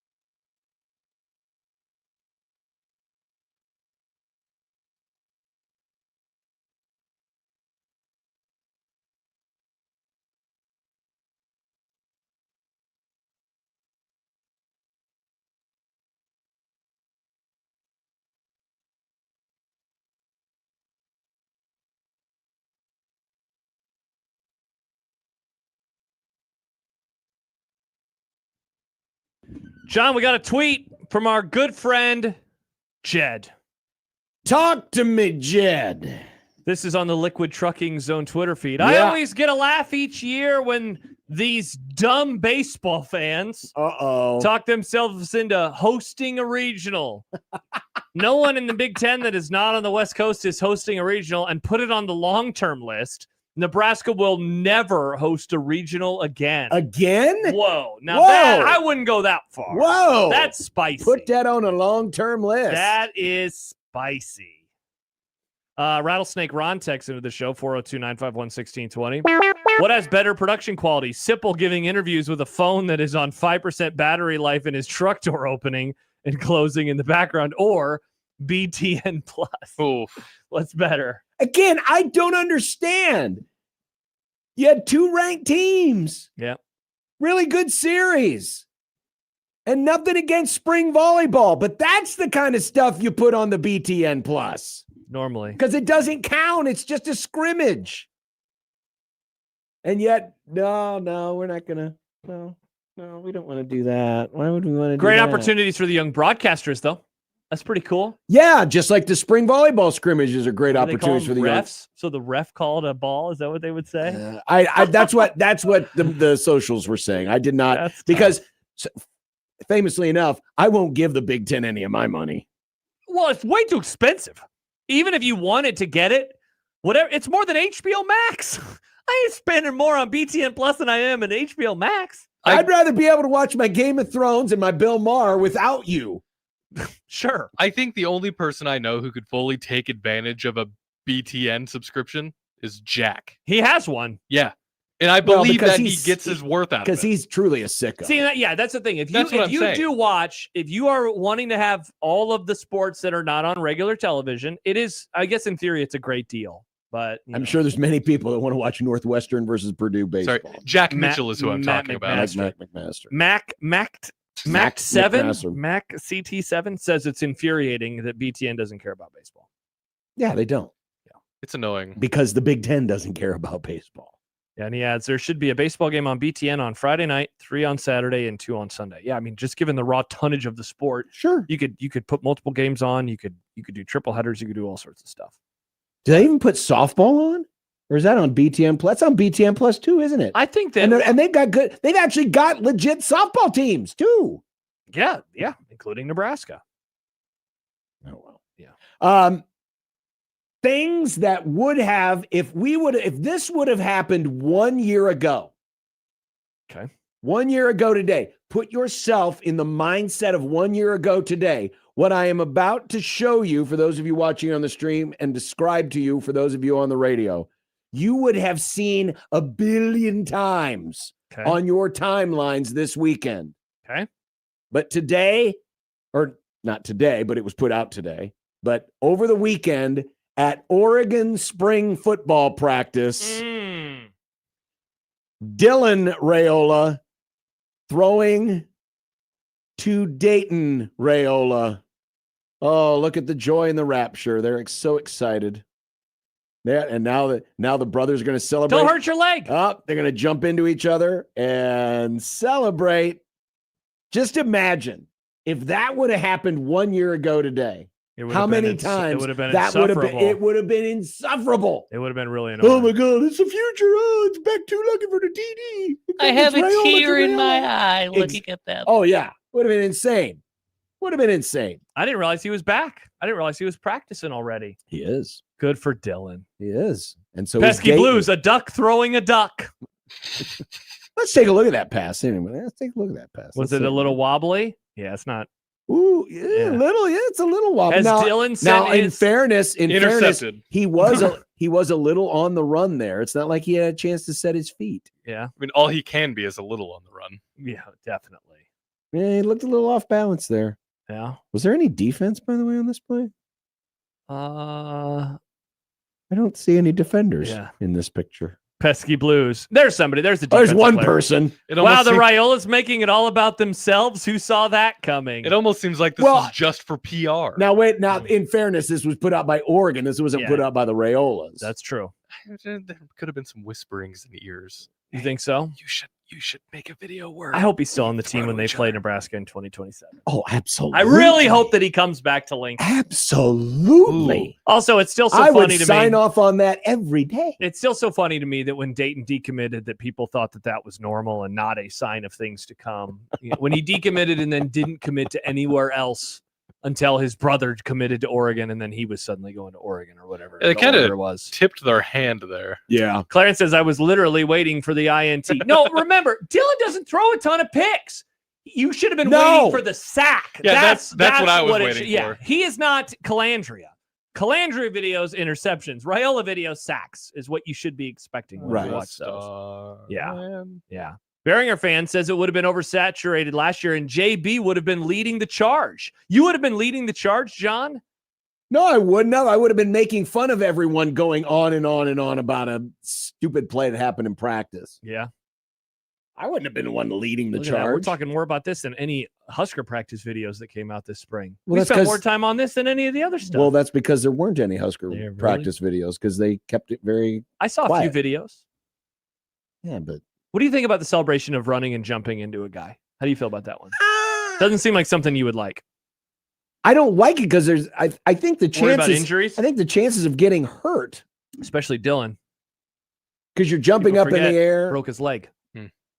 I mean, it's kind of like Grammatica with more contact. Excellent reference. The possibilities, especially for someone who's coming off a leg injury, a serious leg Is injury. that Martine or Bill who screwed up their knee? It was Martine. Grammatica. So there's these brothers. They were kickers. They very annoying. They celebrated every made kick. I mean, I'm serious, Nick. Like it was a Super Bowl. Oh. And one of them tore his ACL one time. I was watching the game live. My dad and I were like, "What did he just do?"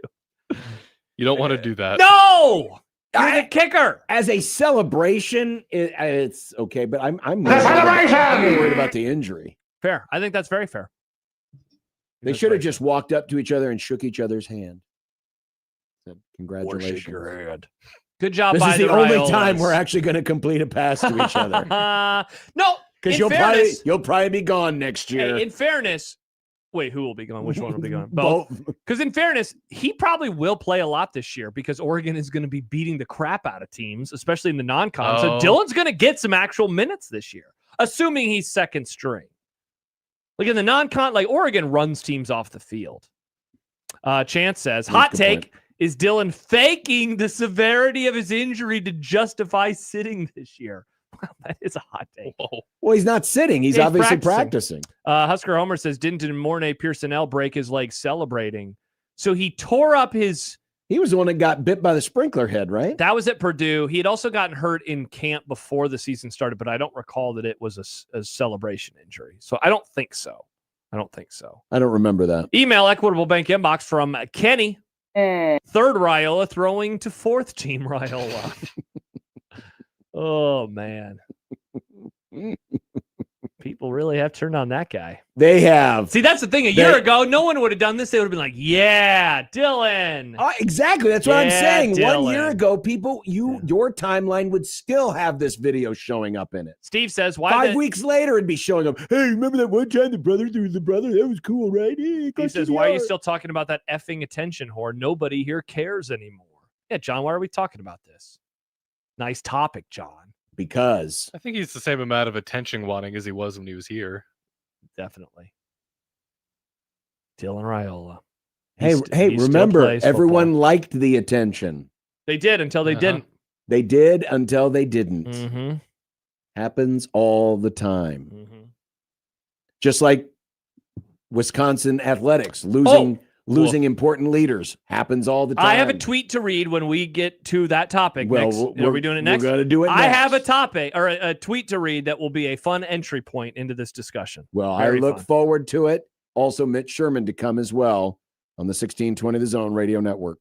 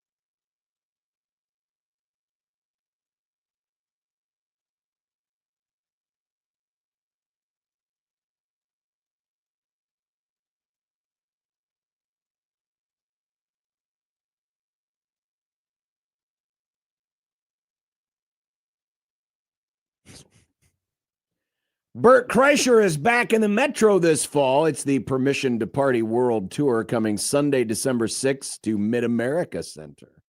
And we've got your tickets. Heck, yes, we do. I guess we'll have to do another contest this week come Friday. Oh, you can double your chances to win as well. Go online to 1620thezone.com.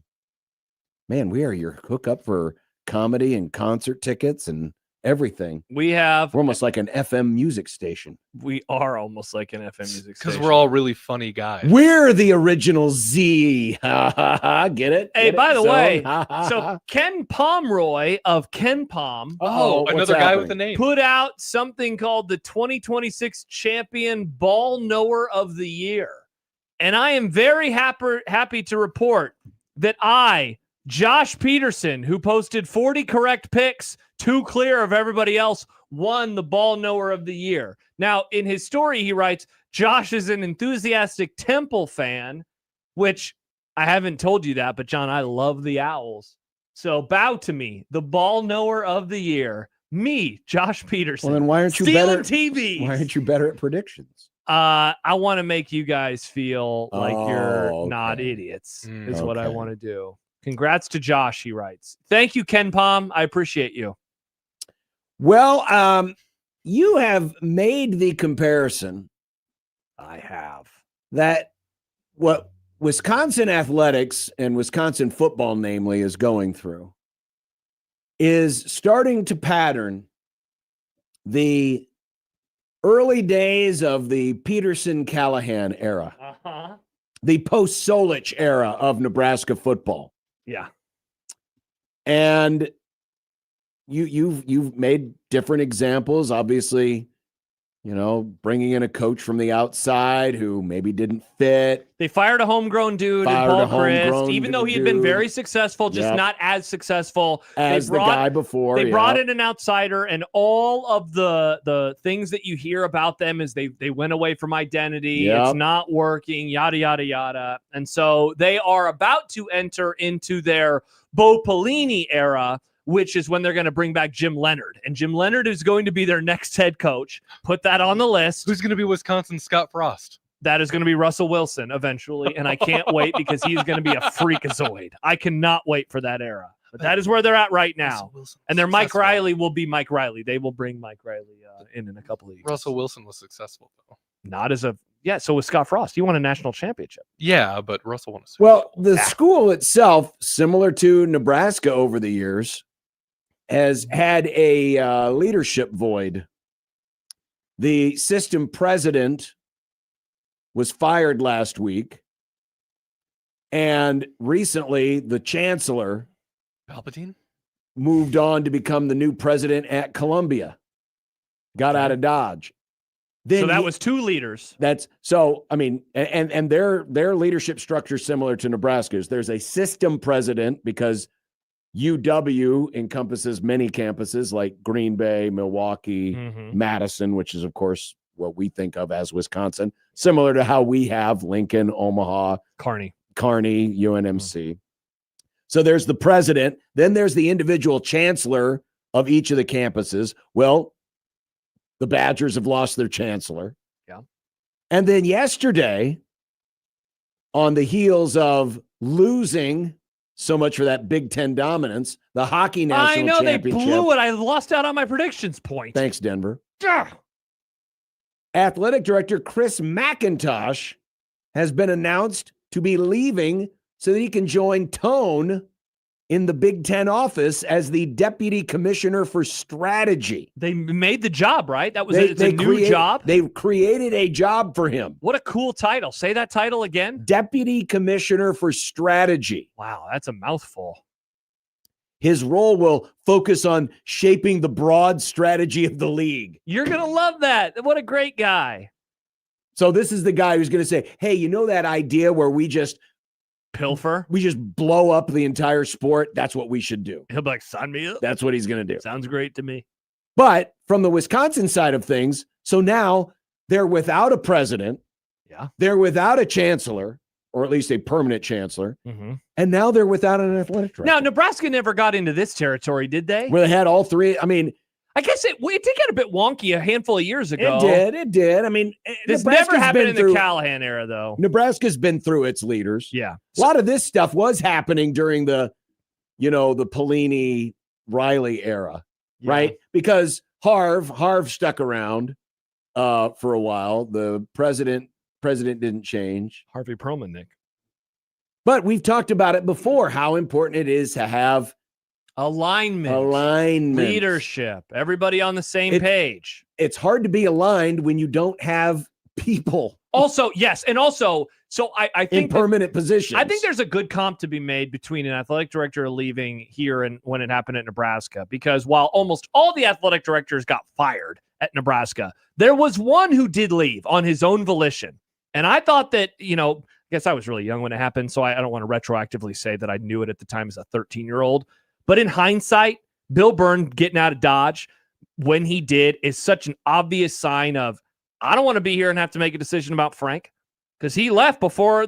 Now, he got a raise, right? Like, he went to Texas A&M. There's a lot of positives that come from a job move, but he didn't have to make the decision. That I think people were starting to realize a decision might have to be made. Yeah. And if you don't want to be involved in that. Famously, Bill Byrne and Tom Osborne were not buddy-buddy. No. And Osborne pretty much ran his own department. And Byrne, that's why you saw Byrne really focus in on a lot of the other sports, because he knew he wasn't going to have much of a say in the football side of things. I mean, outside of, he did raise the money and help, add on to the facility with the new press box and the suites and those types of things. But in terms of, just running the football department, that was T.O.'s job. And then he didn't get to make, yes. He was gone when they hired Frank, when Osborne. And yet in 2002, after Frank had to make some of those staff changes, it was shortly after that he left. When Bill Byrne saw the escape hatch and, I got an opportunity at Texas A&M, and took that opportunity. A brand new position being made out of thin air. Yeah. Does make you wonder if, McIntosh, and I'm sure McIntosh and Tone have been talking. And I'm guessing McIntosh probably talked his way into this new gig, because he realizes, man, the situation here in Madison's not as great as you think it is. I don't have to worry about it anymore. So I said we had a tweet. This is from our great resident Wisconsin fan, Kyle. Now, he said, before you guys talk about the Badgers, we talked about it. Sadly, we've already talked about it. But anyway, before you guys talk about how bad the Badgers will be this season, I'd like to put it on the board that they will have a better record than Nebraska by at least 2 wins. Put that on the list, John. I mean, if you want to do that, go ahead. Put it on the list. It is on the list. Now, I think this is less about, will the team be good or bad? I think it is a very interesting decision before a season that I think Luke Fickell is going to go down one road where he gets to return and another where he gets fired. They're kind of pulling an Oklahoma where they're putting a lot of money, a lot of resources into it, kind of a last hurrah, throw everything against the wall. And if they're good, then I think he's going to be okay. If they're not, they're going to just fire him. In a way, I'm very surprised that he's back for another season, because he has really struggled so far. And last year, it did end with, people forget, they have a ranked win under Luke Fickell. And yes, Nebraska does not have one under Matt Rule, but they picked up did they beat Washington late in the year? They played Oregon tough for they beat Washington. Yeah, they played Oregon hard for a while in the rain up in Eugene. And so he's getting another season. Yeah, I'll be honest with you, I have done zero looking at Wisconsin. I know they spent a lot of money in the portal. As everyone has. The question is whether or not it's actually going to work for them. Didn't they have some hotshot freshman who came on last year? The quarterback? At quarterback? I don't recall. I think that sounds right, though. The only time I saw any of Wisconsin last year was when they were getting boat raced by Maryland at home. Oh, man. That was during early. That was during 16-20, the pregame, so it was just on. That was terrible. And then the fourth quarter of the Washington game. Yeah. I forgot about Otherwise, I paid hide nor hair to Wisconsin last year. They went 4-8 last year. Yikes. So he's saying Wisconsin's going to go 8-4? I mean, if Nebraska 7-5. 7-5. Put it on the list. Nebraska's not going to have a losing season. Well, they're not going to go 5-7. They're not going to go 5-7. They could go 6-6, then lose in the bowl game. I don't want to get beat on a technicality. Okay, so Nebraska I'm not will putting not anything on the will list. not have a losing regular season. Okay, there's my list item. Oh, Nebraska will not have a losing regular season. Okay, Doug and Idaho says, didn't they have 2 ranked wins? They did. They beat Washington, and 2 weeks later they beat Illinois. Wow. But in the middle, maybe Kyle's onto something. Early part of the season, they lost 6 in a row. They were 2-0, and then they were 2-6. Maybe Kyle's onto something. Okay. Maybe it was McIntosh who was the dead weight. Maybe it was. And they're going to unload that dead weight on the Big Ten. I guess they could go 6-6 and still have 2 more wins than Nebraska, too. Wow. That's in Nick's world. Nick said 4-8 for Nebraska, right, I Nick? I did say that. Not going 4-8. I mean, the Bowling Green loss is going to be tough for them to bounce back from. You just Doug and Idaho, how long before Matt Rule will have 2 ranked wins? Well, he'd have to be here. I don't know. What do you think, John? It'd probably take him 11 years or so. I mean, he'd have to be here. Where was he? At Nebraska moving forward. I mean, Nebraska's going on a decade. This is so infinity. It'll be a decade. Infinity. Because none of the 3 non-conference opponents are going to be ranked. Shocking. 3. Neither of the 2 first Big Ten opponents are going to be ranked. So they will go 10 full years without a ranked win. Wow. Because the last ranked win was September of 2016, the greatest year of all time.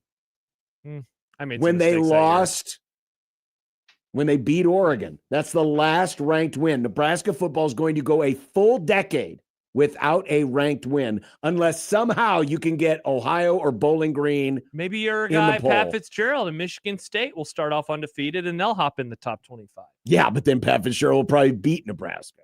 Yeah. Because he tended to do that. And they'd have a number next to their name. Yeah. Poop their pants. Probably so. Mariners are just hitting home runs left and right. Go Mariners, baby. We're back. God, I love baseball. Well, I mean, they are beating the lowly Astros. Astros have won World Series in my lifetime. Yeah. The Astros are worse than the Rockies right now. They're not good. You know who is good, though? Robin Washut is good. Yep, but that's on Thursday. It is on Thursday. Steve Sipple is good. Sure. Michael Severe is good. Just keep naming all our guests. El Kent's good. Jack Mitchell? Bruns is good. What about Jack Farron's Mitchell? good. No, he's not. Okay. Mitch Sherman is good. That's the one. He'll join us next on the 1620 The Zone Radio Network.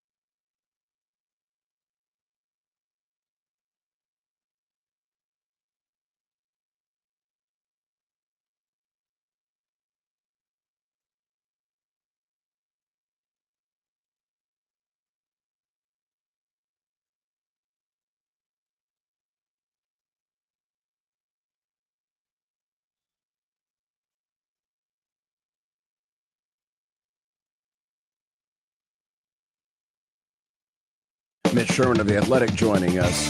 Hello, guys. The intent that he had in putting this staff together will overrule all of that, no pun intended. Yeah, you've got to get bigger and bolder every time, right? Call Mitch. Call Mitch. Call Mitch. Call Mitch. I mean, outside of the first name, which is trash, is there a better name for a home run hitter than Josh Naylor? Hey, that's a great first name. It's a terrible first name, but he's hit both home runs today for the M's. I mean, it'd be better if his name was Josh Longball. It would. Or Tater. Tater. Mitch Sherman. Another great name. It is a good name. I don't know if it sounds like a home run hitter. No offense, Mitch. It just doesn't roll off the tongue like a home run hitter. Well, it was back in the way back in the day. Oh, sounds like a general storming across the South. well, Fighting for the good guys, right, Mitch? Famously, he was fighting for the good guys. He did. That's true. General Sherman. We were just talking in the last segment, the story from Wisconsin, Chris McIntosh, their AD, the latest exodus from that program. They're already without a university president. They have to replace their chancellor. Now the AD is gone. So many comparisons have been made to this era of Wisconsin football to the post-Solich era, the immediate post-Solich era of Nebraska football. Is it starting to look that way in Madison? I think it began to resemble that in Madison a ways back. I mean, you can look at the retirement of Barry Alvarez, which was arguably premature because he still continued to coach in some interim roles and remained the athletic director and has still remained involved in college sports. You can look at the firing of Paul Christ and the way that worked and his success in Madison before that decision was made, and kind of the rudderless situation that has existed now for a couple of years at Wisconsin. Nebraska had never had this kind of leadership vacuum where you were without a university president, chancellor, and athletic director. Now they had departures at all of those levels and lots of churn, but it definitely has to be a lonely feeling for Luke Fickell and, to a lesser extent, Greg Gard. I mean, Wisconsin basketball had a nice season this year, and I don't think there's any concerns there. I'm sure there are concerns, but I think that program is in decent shape. Different story with football because of the lack of success that Wisconsin has experienced and the history of recent success it's had and just the turn that things have taken and the change in the style of play. So yeah, there's lots of comparisons that can be made and I think have been made between Nebraska 2 decades ago and what Wisconsin's going through right now. And that in itself is kind of a scary thought for fans of the Badgers because of how long it's taken Nebraska to find itself. And you could argue that's an ongoing challenge. Mitch, do you think this puts extra pressure on Luke Fickell that he will have a new boss, or is that already there just given that he's coming off of a 4-8 season, another, a second straight sub 500 year and the program just feels pretty rudderless right now?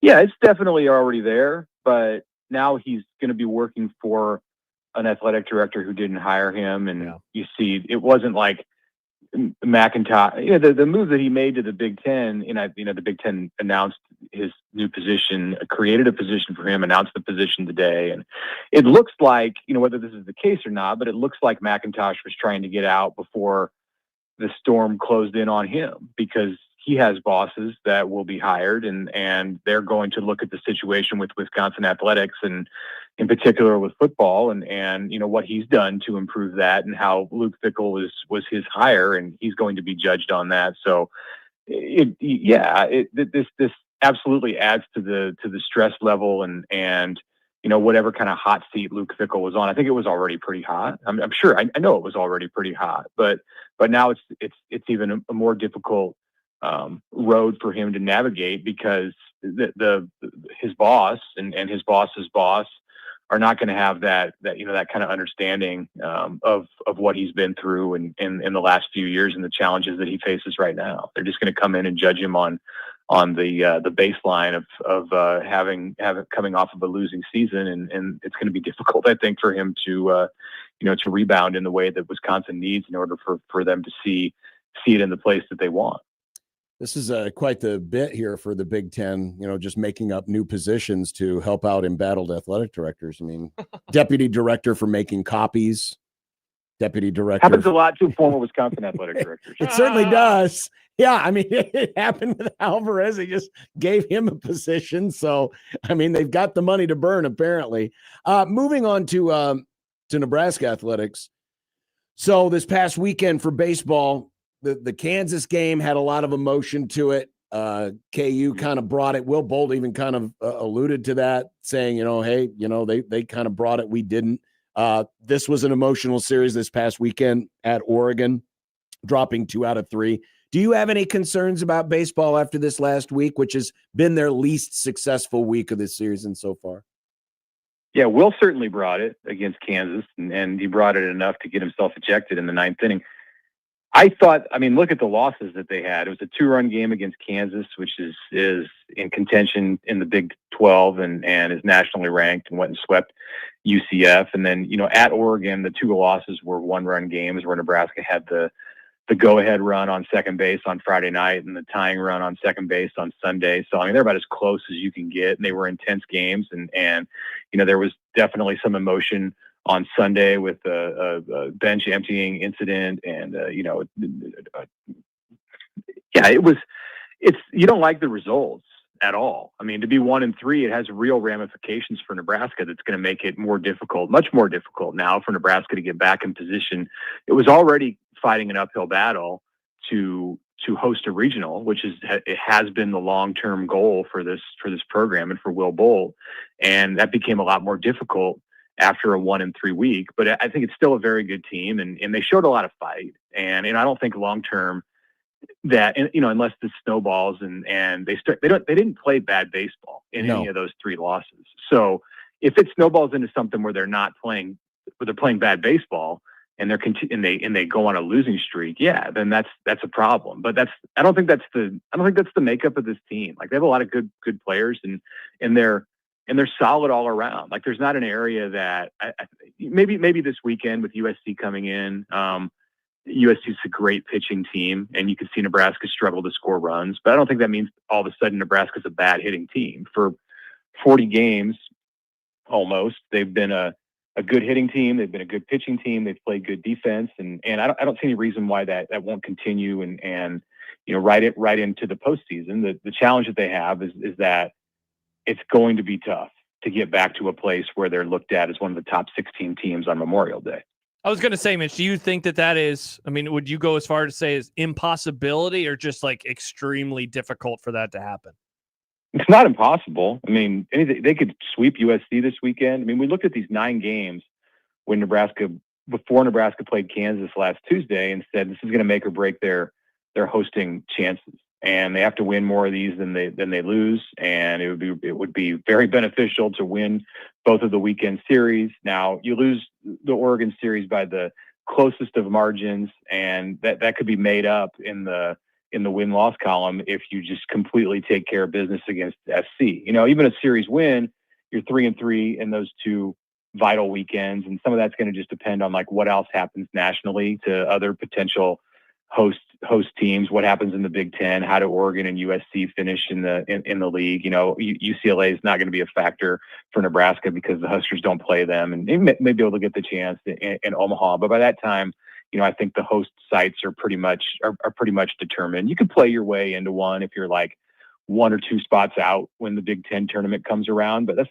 not what Nebraska wants to have to rely on. So no, it's not an impossibility. They can get hot, and they can really take care of business this week and win at Kansas next Tuesday. Those things I think are necessities in order for Nebraska to be back in that conversation. But yeah, they're on the outside looking in for sure. Mitch Sherman of The Athletic joining us on the Prairie Flower Casino Zone hotline. This week, the Board of Regents holds their last meeting of the school year on Friday, and we have been waiting on any news about the Memorial Stadium expansion or renovation plan. If we don't hear something on Friday, if there's not something on the agenda, does that say anything? Well, I think that the renovation is going to happen. There's no indication that they have canceled it. It's been kicked down the road several times, going back to Trev Albert's time, and it was tabled when Troy Dannon came in, and it's been pushed back since then. So there has been an expectation that we would get a plan, that they would come out with a full financial and visual plan for this thing, and whether that happens on Friday or not, we'll see. I don't know. I don't have information to tell me that it will or it won't. I know there have been some who have followed this and have pointed to this date like this is a likely time, but haven't heard that necessarily spelled out from the athletic director. So we'll wait and we'll see. But I think regardless, it's going to happen. Barring catastrophic things that are outside the control of the athletic department. Absolutely, the success or lack of breakthrough success for the football team to this point makes it more of a difficult sell to the public, but they're not necessarily relying on public. Well, we'll see. There could be, because there needs to be a plan, and they need to lay out their funding sources. And I don't want to say here on Monday that there's not going to be any kind of public funding of this, and then have the plan come out on Friday and say that they're partially funding it with taxpayer money or with public money, or they need X amount of dollars to raise from the donor base. Still, I'm sure they do need more money to raise they still do have money to raise from the donor base, regardless of the situation. So it remains fluid, but I think it will happen. It's just a matter of when and when it gets announced. This is another possibility where you could see the whole thing unveiled. Yeah, Mitch, you mentioned it, the struggles as of late, and I wonder what kind of appetite there is, because I remember when the first Trev Albert's plan came out, and that was what, $500 million, and that was before Matt Rule had coached a game, if I remember right. And even then, I remember, and look, this is a very small sample size, but I was at my grandparents' house in Fremont, and my grandpa and other family members were kind of frustrated by the idea of spending that much money to make the stadium smaller, and that was pre-inflation and pre the spinning the wheels of this coaching staff. And so I mean, how big are we even talking about anymore, just given how expensive everything is? That's one of the things that I'm wondering about with this entire thing too. Yeah. I mean, it's not an easy time to come out with big plans to spend hundreds of millions of dollars, but I don't know. I'll try to say this without sounding like a jerk, but not to you, but just, it's not my money. So I have to tread lightly on this, but you have to make a decision, and a collective decision as a donor base, as a fan base, as a state. Do you want to be in part of the big time college athletics, or do you not? Yep.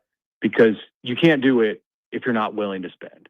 And Nebraskans and Nebraska fans don't have control necessarily over the timing and how much things cost. It's not going to get cheaper in the future. So you can choose not to do it, but you're going to fall behind, and you've already fallen behind. So if you want Nebraska if you're okay with, if you're in the camp of, I don't want them to spend money, how can they do that? We're a conservative, whatever. Then, you're going to move toward a track where the football program and the athletic department are going in a direction that is not the same direction of their peers in the conference. So Do you want to be a player in the Big Ten or do you not? You can't have it both ways. If you do, you got to suck it up and commit to spending money. That's just the way of the world. There is not a passageway to get to the place you want to get without spending. And people probably don't like that. They don't like to hear it. They're tired of the cost continuing to go up, but there isn't an alternative to, you can't just keep it the way that it is. The stadium needs to be addressed. And if it's not, that's a huge problem for Nebraska football in the short-term and long-term future. Especially given that facilities, and I realize football's bigger, the stadium is bigger, but everybody else's facility. I mean, right now, the Haymarket Park's like outside of Memorial Stadium is like the old dog now. Isn't that crazy? Right? Yeah. And that's only 25 years old, But go ahead. And it's not just a matter of the fact that it needs to be addressed by adding amenities and making it a more friendly place to watch a game and a modern place to watch a game. It's a 100-plus-year-old stadium that needs to be addressed for structural purposes that eventually, and probably sooner rather than later, are going to, if not addressed, will make that a place that isn't even suitable to watch games. Now, I'm not saying that the stadium is going to fall down tomorrow, but there are things that have to be addressed. There are a lot of things that have to be addressed, and you're either in or you're not. And if you're not in, then you can't have the expectation of your program to maintain where it is now, which is the middle of the road in the Big Ten. Mitch Sherman of The Athletic. Mitch, thank you again. Enjoy the rest of your Monday. It's very warm outside. It's like June. It does feel that way. Humid is the the descriptor that I'm choosing to use today. Thank you, Mitch. I went outside today. I went outside and the grass, this was like 10:30 and the grass was still wet. Yeah. The dew was still there. Very moist. Very moist. I prefer the word moist. Sean texts in 402-951-1620. They have to spend money on the renovation so they can do the reseating and donation amounts ASAP. The longer they wait for generated revenue from the reseat process. They are losing money by not moving forward. It's pretty wild when you think about what they could have done and how they could have done it years ago, and it could be done now. And instead they didn't, and now everything's more expensive because everything is more expensive. And I don't know what the appetite is. There wasn't the appetite for the changes that I thought there would be, given that one was way more fan-focused, like normal fans, than anything we have seen from the stadium. I mean, I guess the East renovation and adding the North, like that stuff is cool, but it also came with like a lot of stuff for the donors, for the big donors. This would have been a complete overhaul on what it's like to go to a game in a huge part of the stadium for the students, for the regular fan. It would have been a game changer, and they didn't want to do it, or certain people didn't want them to do it. And now they're in this spot where how much are you willing to spend? I mean, we used to have numbers written on the board about our predictions on how much they would spend. That money doesn't go as far as it once would have. No. $1 today. The $500 million that was proposed 3-4 years ago. I don't even know what that would do today, compared to what they were trying to do or hoping to do. And so, I mean, to go back to the texter, that's true. They want to reseat. They want to do what they're doing at the Bob for volleyball. They want these seats that are, in West Stadium to be much more valuable than they have been, because they want more money incoming because they have to pay the players. And that's the other part too. I remember when that idea came out, about 3 years ago, because I think it was at Easter that I was talking about it with my family. And it was, why aren't they just using that with the roster? Why aren't they using that with the roster? And now people would probably say, why aren't they using that with the basketball roster? I mean, that's kind of where it is too, is because the team hasn't been very good. It's like this, it's this combo of the team has been spinning its wheels and everything is way more expensive. And that is a bad combo for a plan like this. I would really like to know, what was it? Because I believe that the hesitancy to go forward with Trev's plan was a big reason why Trev left. Yeah. I would like to know, what was it that was stopping this? Yeah. Was it the price tag? Was it, what he wanted specifically to do? Where did this go wrong? Where all of a sudden a press conference is held, plans, or at least an idea of plans are shown, a number is thrown out there. Yeah, we had like all the information. And then 4 months later, Poof, gone. Like a fart in the wind. 402 text in. I'm all for renovating Memorial and will even pony up my own meager donation, but not to decrease capacity and cater to the rich. Absolute slap in the face to the best fans in the world to reduce capacity and make it more expensive. See, like I always viewed reducing capacity as a good thing. It's not always full anyway. Well, get more room. See, again, you gotta slide the whole ego thing of, oh, we're not as big as Oklahoma. Yeah, put the ruler away. Our stadium's not as big as Iowa's, or blah blah blah. It's not about that. It's about making the experience in the stadium more what it's like when you go to CHI, when you go to Charles Schwab, when you go to Pinnacle Bank, when you go to a pro stadium. When you go to a pro stadium, make it bigger, make it more enjoyable. Have some extra room. The physical footprint may not change a whole lot, but if you're going to make the seats bigger, that means more room for the fans. There's going to be more room, thus less seats, unless you want to expand the physical plant of the stadium. And I'm not sure if they're going to be able to afford to do that. Yeah, I view that as a positive. I've never viewed fewer seats as a negative. It's not, I mean, there's available seats now. Yeah, it's not the era that begat the stadium growing anymore. We have moved past that. It's more enjoyable to be at home. There's not a demand to go to games. Yeah. There isn't. And so if you have the same footprint, but a little more room, I view that as a huge positive. Every expansion pre-1999 was done because there was demand to be in the stadium. And it didn't matter what being in the stadium meant. People were fine sitting on planks, crammed in there like sardines, because that was the way to watch the game. But starting with the 1999 expansion, which brought the new skyboxes, yes, different expansions have brought more premium seating because that's where the money is. But the actual demand just to be in the stadium isn't what it was. Well, remember, in 1999. The last big move that they did, and that was East Stadium. This is coming like as TVs are getting better. Every game is suddenly on TV. Like 99, still every game's not on TV. Even the North Stadium expansion, not everything is on TV. Correct. But you reach an era where literally every game is on television, and you're chasing after an era of college football that is gone. It's long gone. There's no waiting list to get into the stadium. No. You can get season tickets. Yeah. You can. So the idea is, well, we've got to make the season tickets worth something so that people will want to come back because the experience is better. You're not crammed in like sardines. Yeah, no, G. Smith says when you reduce capacity, it's not the club seats being reduced, it's the affordable ones. But remember, the idea from Trev was a South Stadium that was going to be focused on the student section being bigger or being in all one spot. Yes. And then they were going to have standing room only kind of situations, and then they would have the seats for everybody else. And so, yeah, you would have decreased the capacity of South Stadium, which is quote unquote normal fans. We're not talking about the high money boosters right now, but it would have been a much more enjoyable experience. You would have been able to go to the bathroom. Again, I feel like it's a positive. Yeah. People, you got to get your heads out of the idea that this is 25 years ago. There is not a demand to be in the stadium right now. That was the only way you could guarantee that you could see every home game was having a ticket to the game. But now you can see every game, and you don't have to wait in parking, and you don't have to sit, scrunched into some guy who's, 3 sheets to the wind, and your knees aren't up into your chest. But remember that the idea for South was not going to result in a ton of new, suites. It wasn't. No. That's not what that thing was supposed to be.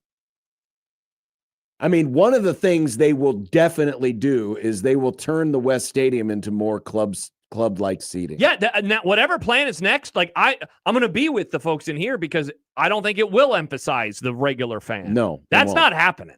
It's going to be all sorts of suites and money stuff, and then the reseating component, which that's going to be really interesting because you have, I don't know how many fans that right now are paying the old school prices, because they've been grandfathered in, and that's about to go away. And you want to know one of the reasons why maybe a lot of this stuff's being put on hold? Not just the price tag, but this conversation right here, because this is the conversation that's happening with us, towards us, with us. Imagine what Troy Dannon's inbox is looking like. Imagine the people that he's hearing from. Dannon. And all, because I mean, this is the stuff they're going through with volleyball right now. Mm-hmm. But the good news is with volleyball, at least you got a product to say, yeah, but come on, it's Nebraska volleyball. It's worth it. Yeah. Unfortunately, the Nebraska football product hasn't been that good for a long time. Correct. Which makes selling the idea of reseating. Always got to make sure I say seating, not seating, because it sounds like we're reseating a basketball term or something. But reseating and moving people around, it becomes a political issue because a lot of people think, well, I'm getting my seats taken away. My grandpappy had these tickets 80 years. Well, we'll find out. I mean, if the agenda will be released later this week, we'll find out if the this has been the date everyone's been pointing at for a while. Yes. So let's see.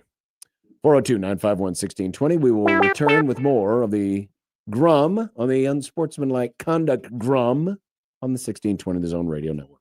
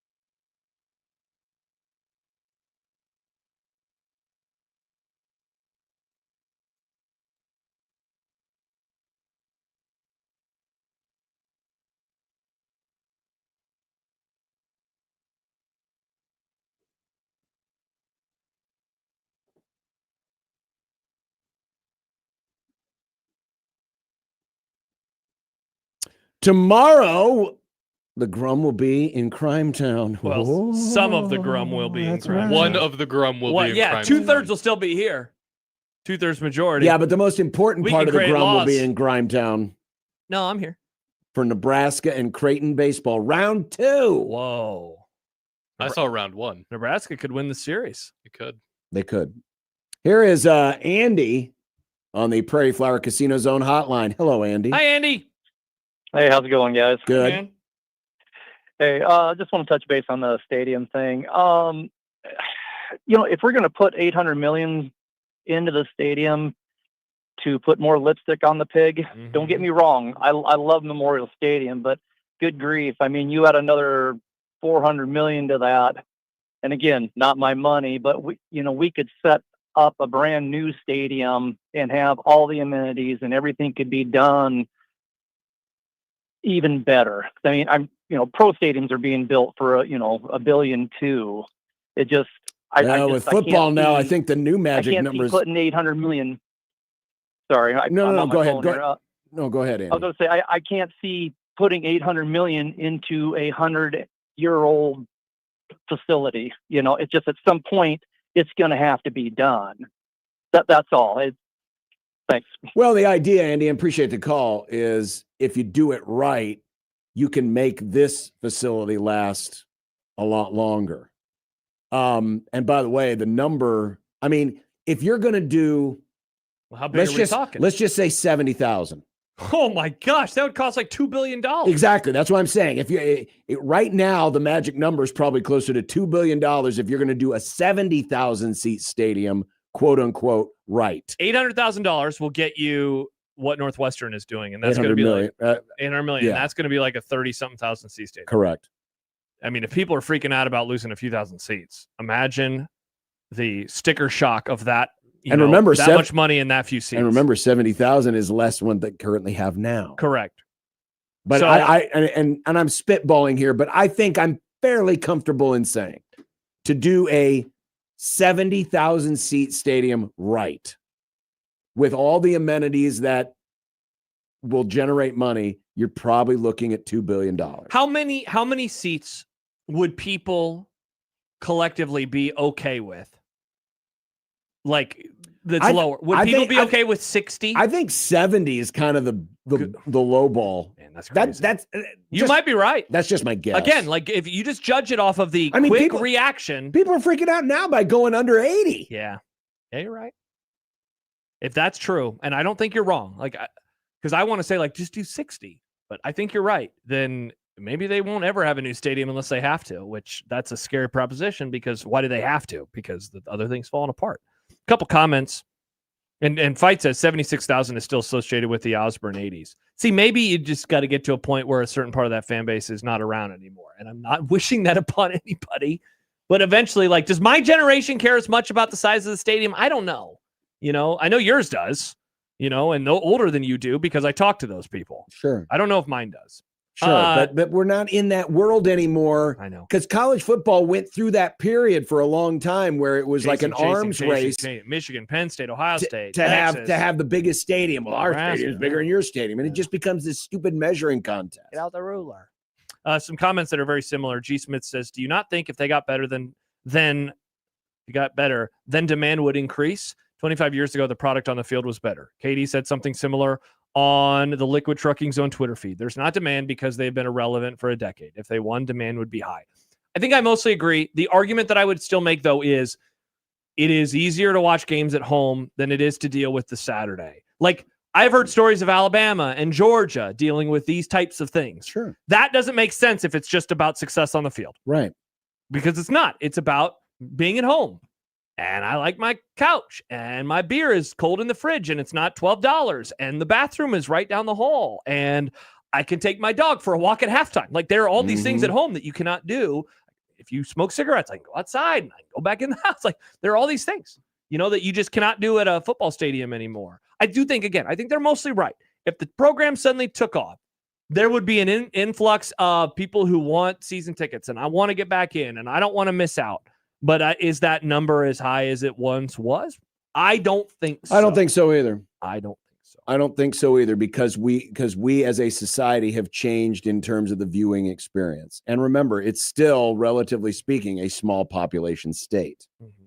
The fact that little old Nebraska could fill a 76,000 seat stadium every single Saturday for 40 years, pretty impressive, given that, it is a state with a small population base. Yeah.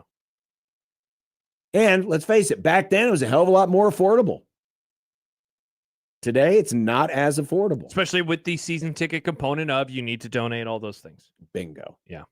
Bingo. And again, I know that this is an obvious, but maybe a silly statement for some, but your TV now is way better than your TV when you were growing up. I mean, that's the thing, and they're cheaper too. And they're cheaper. Like the TV technology didn't make that big of a jump for the longest time. Like they were getting bigger, but the picture wasn't that much better. And then suddenly it was. I'll say this, and this is not to, because we've always had the little debates about game time starting, but back in the day, every game started at 1:30.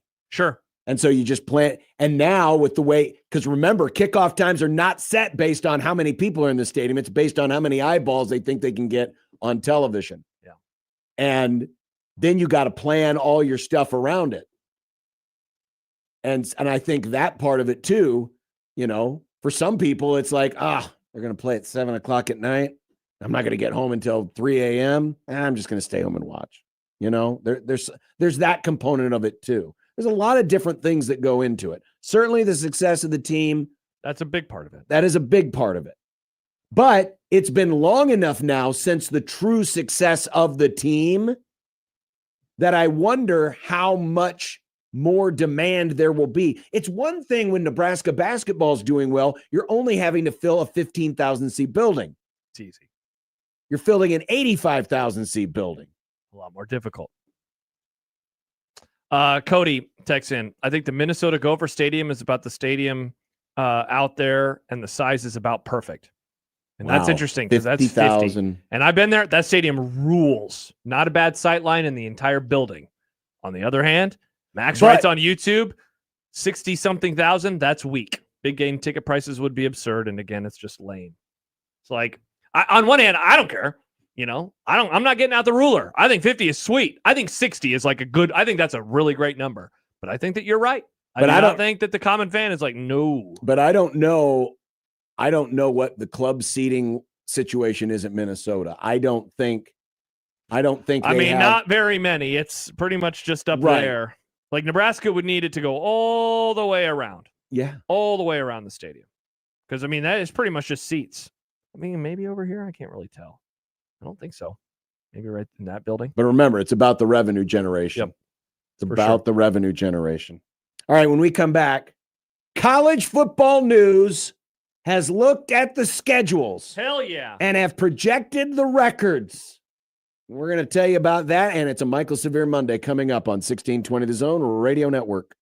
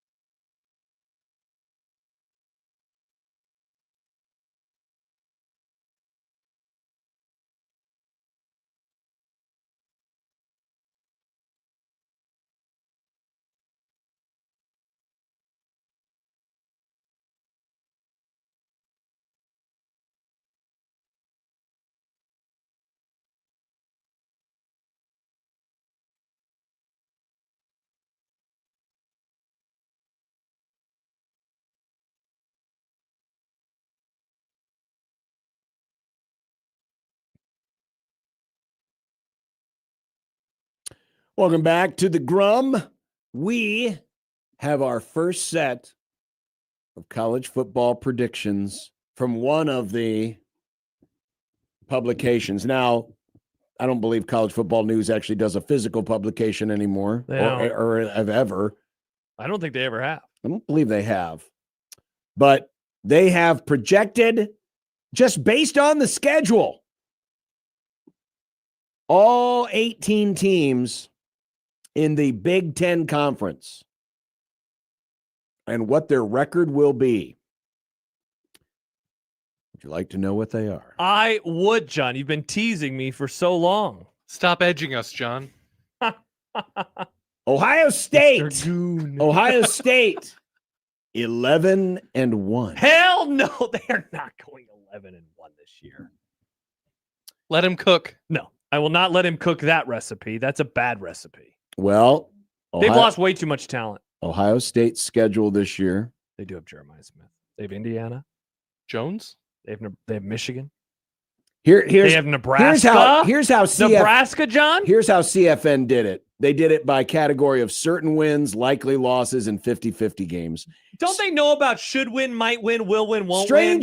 Strangely, they put Nebraska in the 50-50 game category. What? Pete, are you okay? Bark twice if you're in Milwaukee, Pete. Come on. What are we doing here? I mean, 4 50? games that are certain wins. Ball State, Kent State, Maryland, Northwestern. 50-50 games, Illinois, at Indiana, at Iowa, Michigan, at Nebraska, Oregon, at Texas, at USC. That's a pretty beefy schedule there. Yeah, that's why they're not going 11-1. You'll be interested to know that they kept track of their predictions each of the last 2 years. Mm-hmm. They picked him to go 12-0 2 years ago. They went 10-2. They picked him to go 10-2 last year. They went 12-0. Wrong, Pete. You're wrong, bro. Double Nickels is triggered. Do we have an Ohio State fan listening? Hello, Double Nickels. Josh again being an ignoramus. What a word. I can't say the word. Pretending he's an Ohio State expert.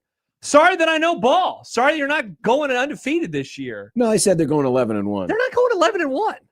There's no way. I'll put it on the list. They're going to be 10-2 or worse. They might go 9-3 this year. Indiana, Oregon, Penn State, all 10-2, according to CFN. Okay. Well, you didn't hesitate there. I mean, people forget Penn State was 6-6. Wait, Penn State was a part of that? Yeah. Yes, I said Indiana, Oregon, Penn State, 10-2. No. Michigan, USC, 9-3. See, I don't know. USC is the team I kind of like. USC this year, as I scroll. They got Ohio State, as you just mentioned. They got Oregon.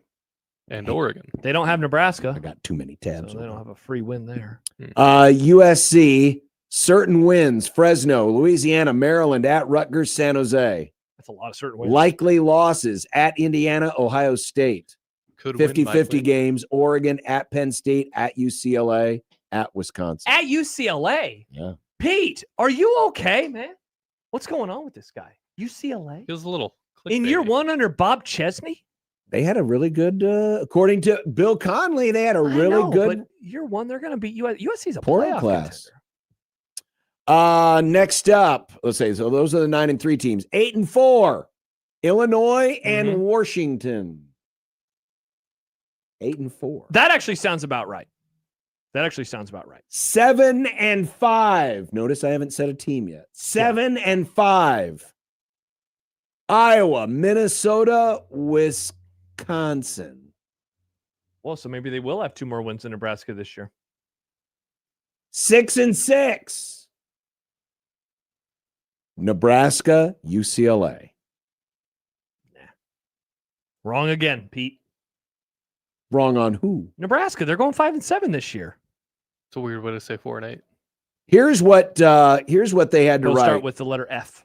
Here's what College Football News had to write about Nebraska. They're bad. By the way, I'm going to tell you this first. So when they did this same exercise 2 years ago. So that was the year they went 6-6 in the regular season. Oh, the first CFN's prediction was 7-5. That was my prediction that year. Wrong. Last year, CFN's prediction was 7-5. That was also my prediction last year. And Nebraska finished 7-5. So in 2 years, they were only off by a game.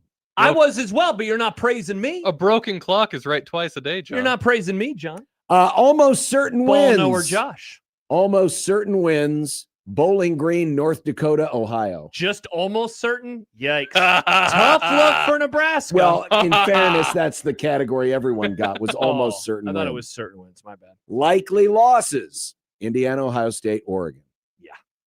50-50 games, Illinois, Iowa, Maryland, Michigan State, Rutgers, Washington.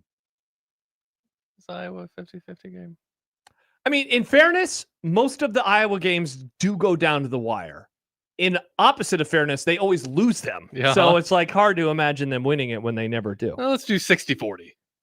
So, I mean, in 2 years, they have been within one game of being right on Nebraska. In fact, their hit rate, but first off, they picked Iowa to go 8-4 each of the last 2 years. Iowa went 8-4. Iowa's going to be a playoff team this year. The one school they were really bad with, Michigan. not surprising, Indiana. was Indiana. Yeah. I mean, 2 years ago, they probably had them, 3-9, 4-8? They had Indiana 2 years ago going 5-7. They went 10-2.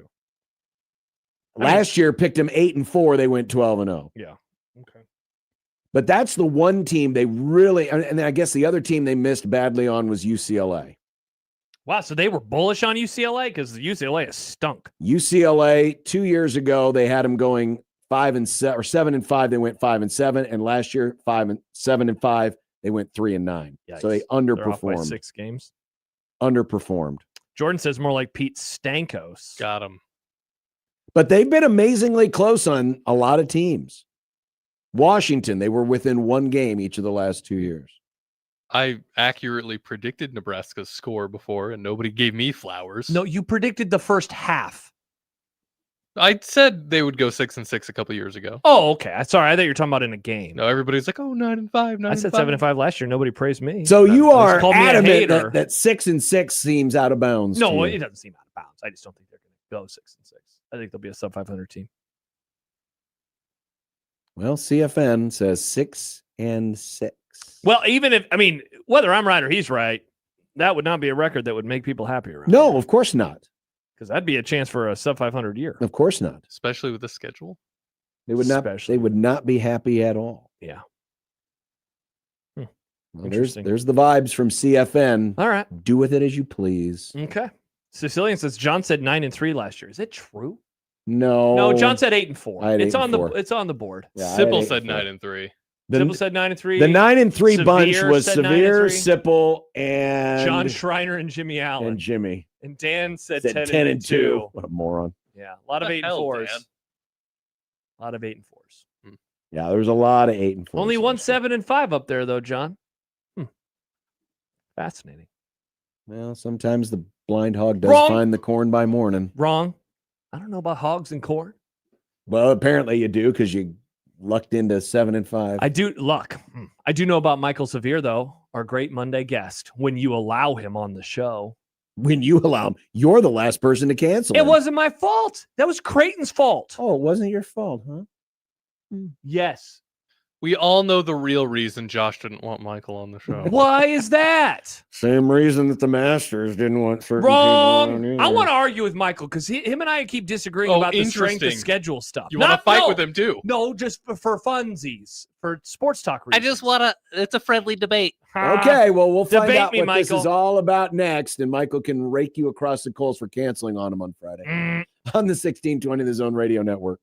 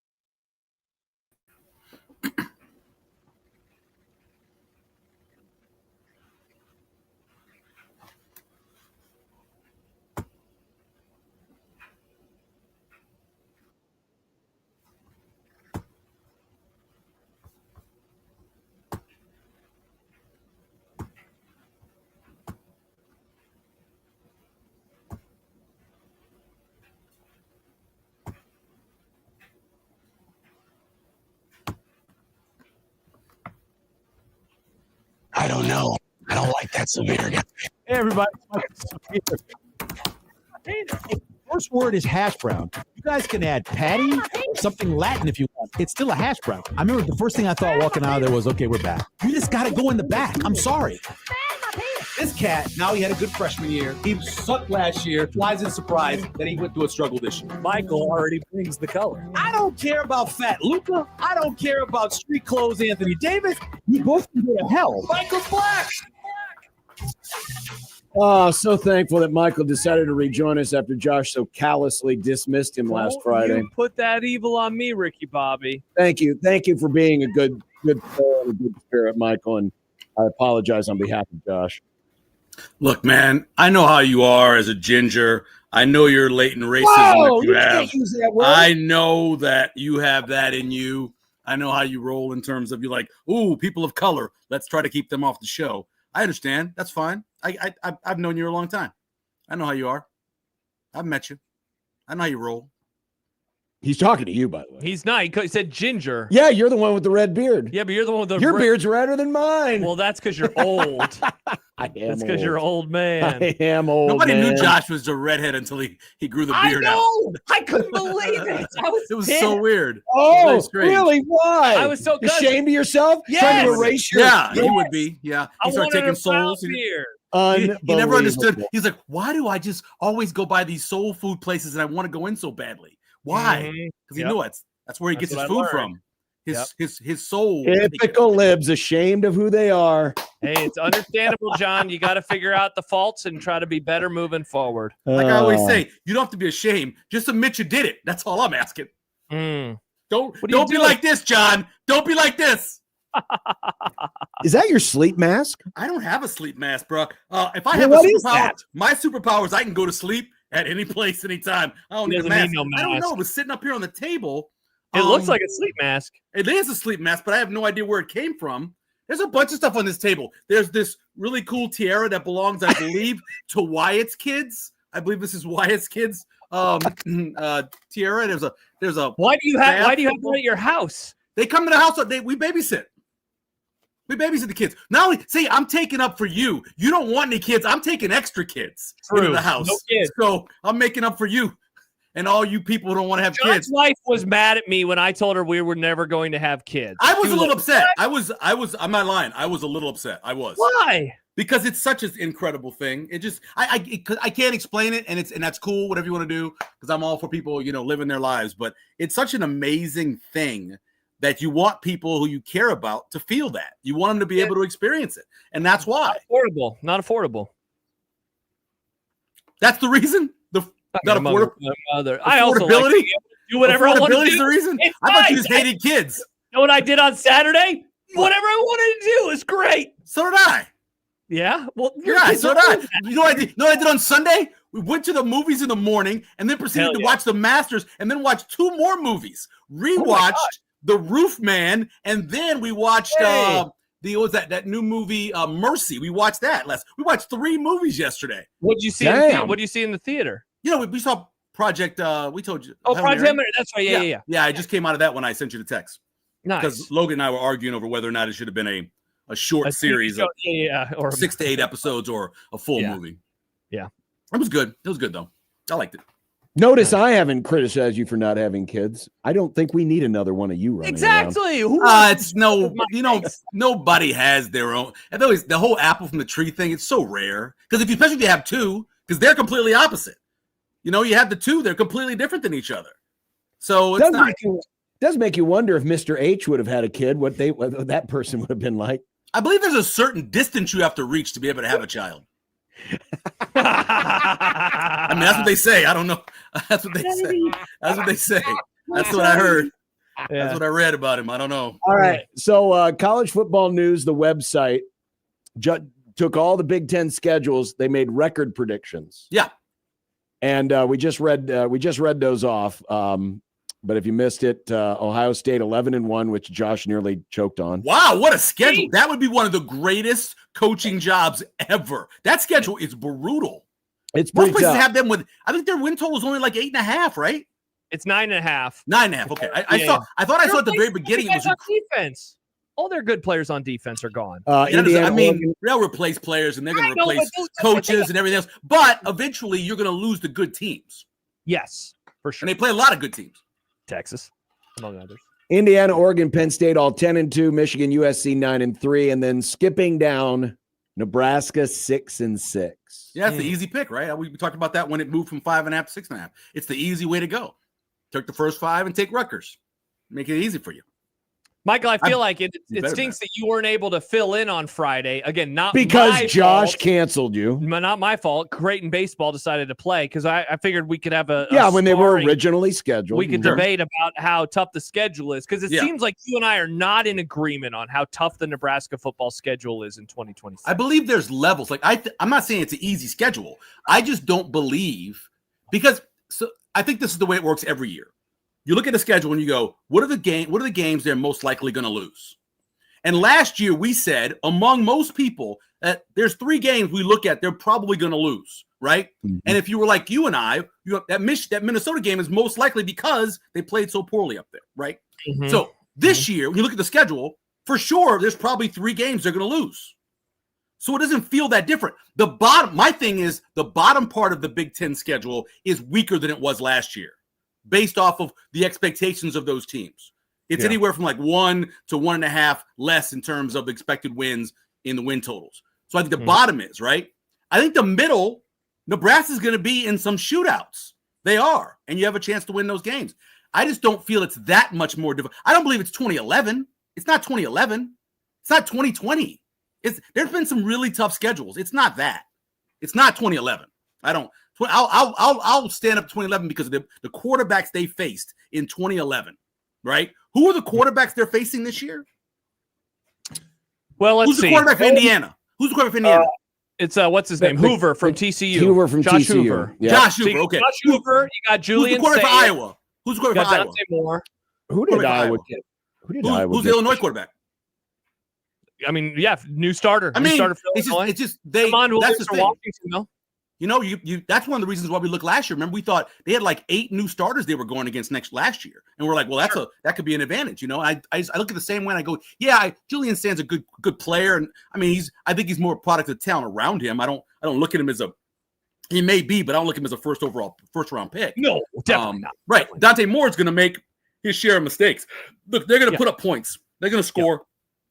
They lost a lot of talent too. Don't get me wrong, but he's going to make some mistakes too. So it just doesn't feel oppressive is what I'm saying to me. Jeremy Hecklinski and Hank Brown are the 2 quarterbacks who are perceived to be Brown.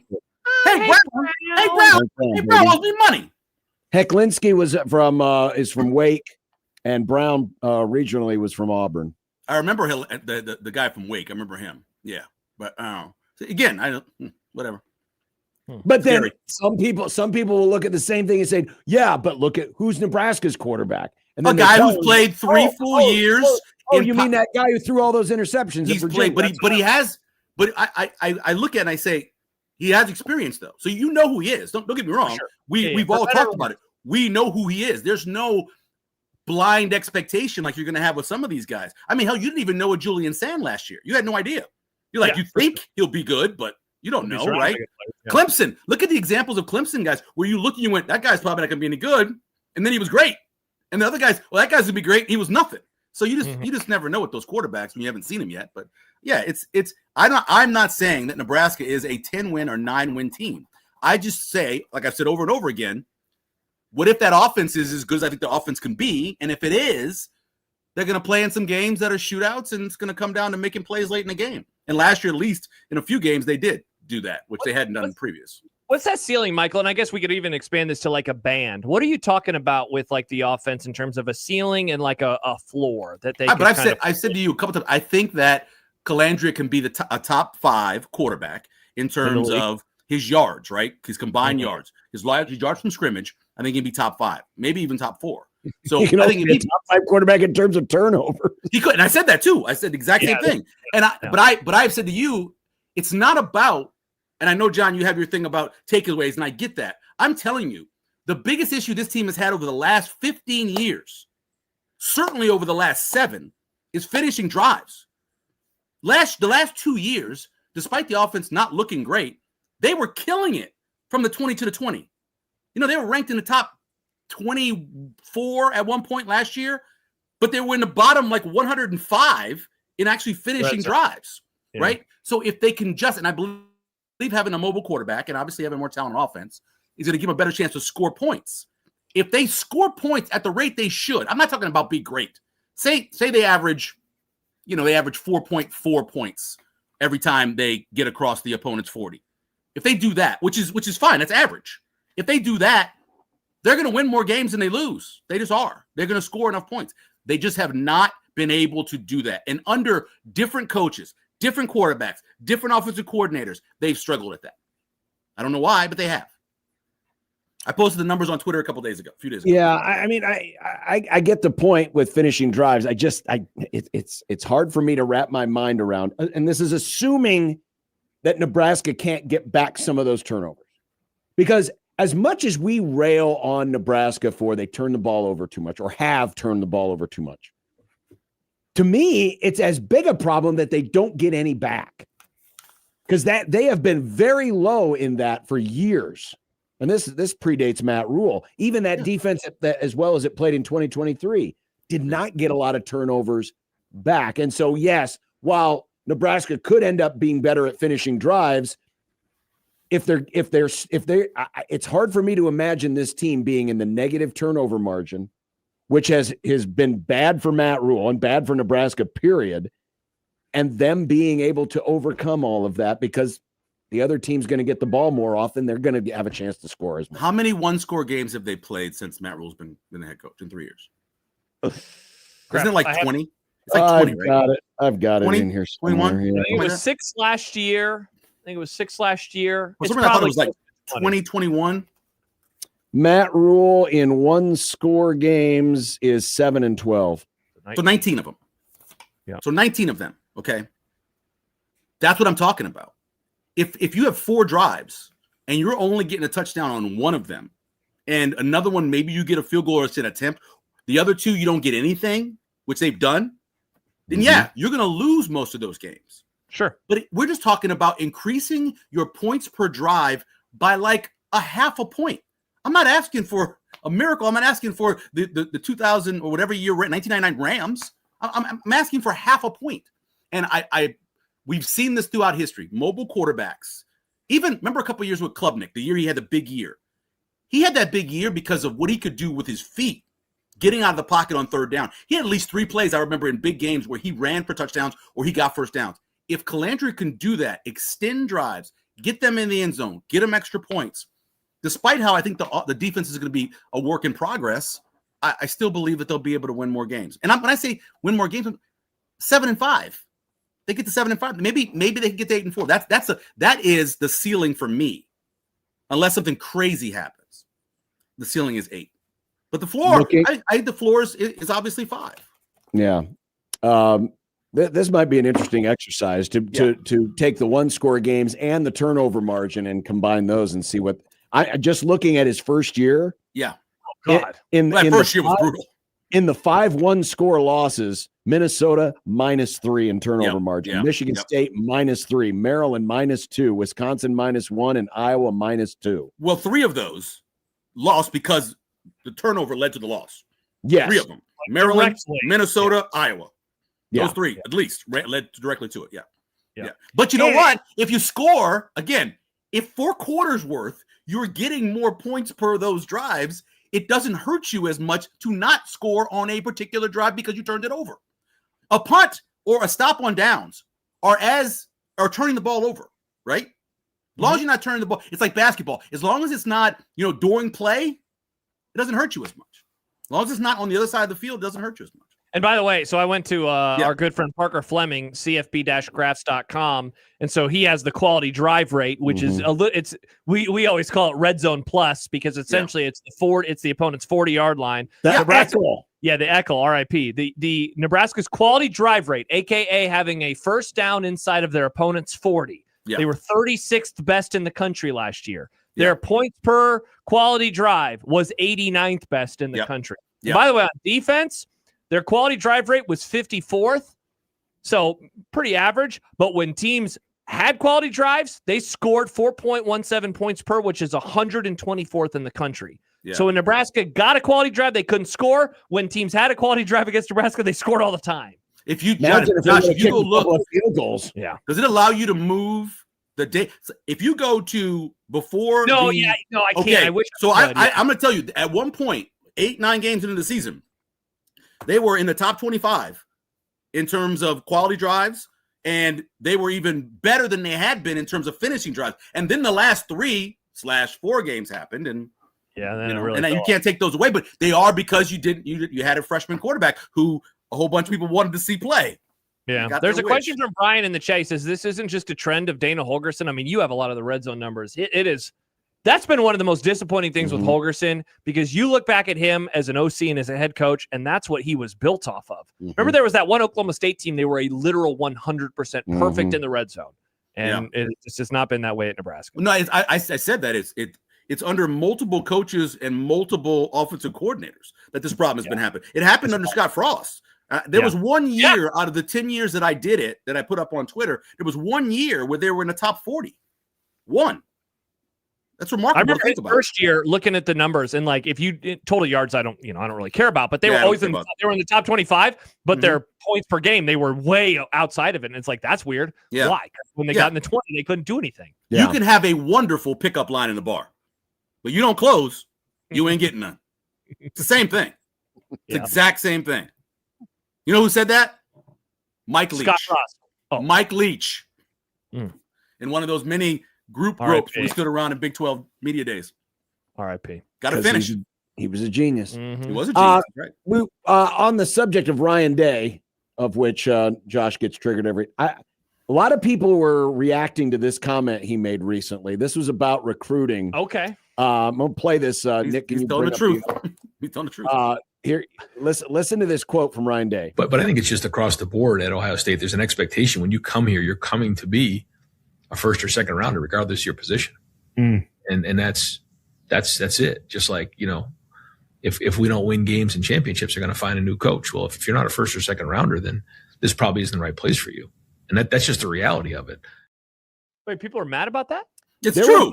There were people upset saying, but what about you got to have all these other culture guys, and guys, not everyone can be a first and second round pick. And I think they were taking his quote a little too literally, as if to say, if they're not first or second round, we'll not take them.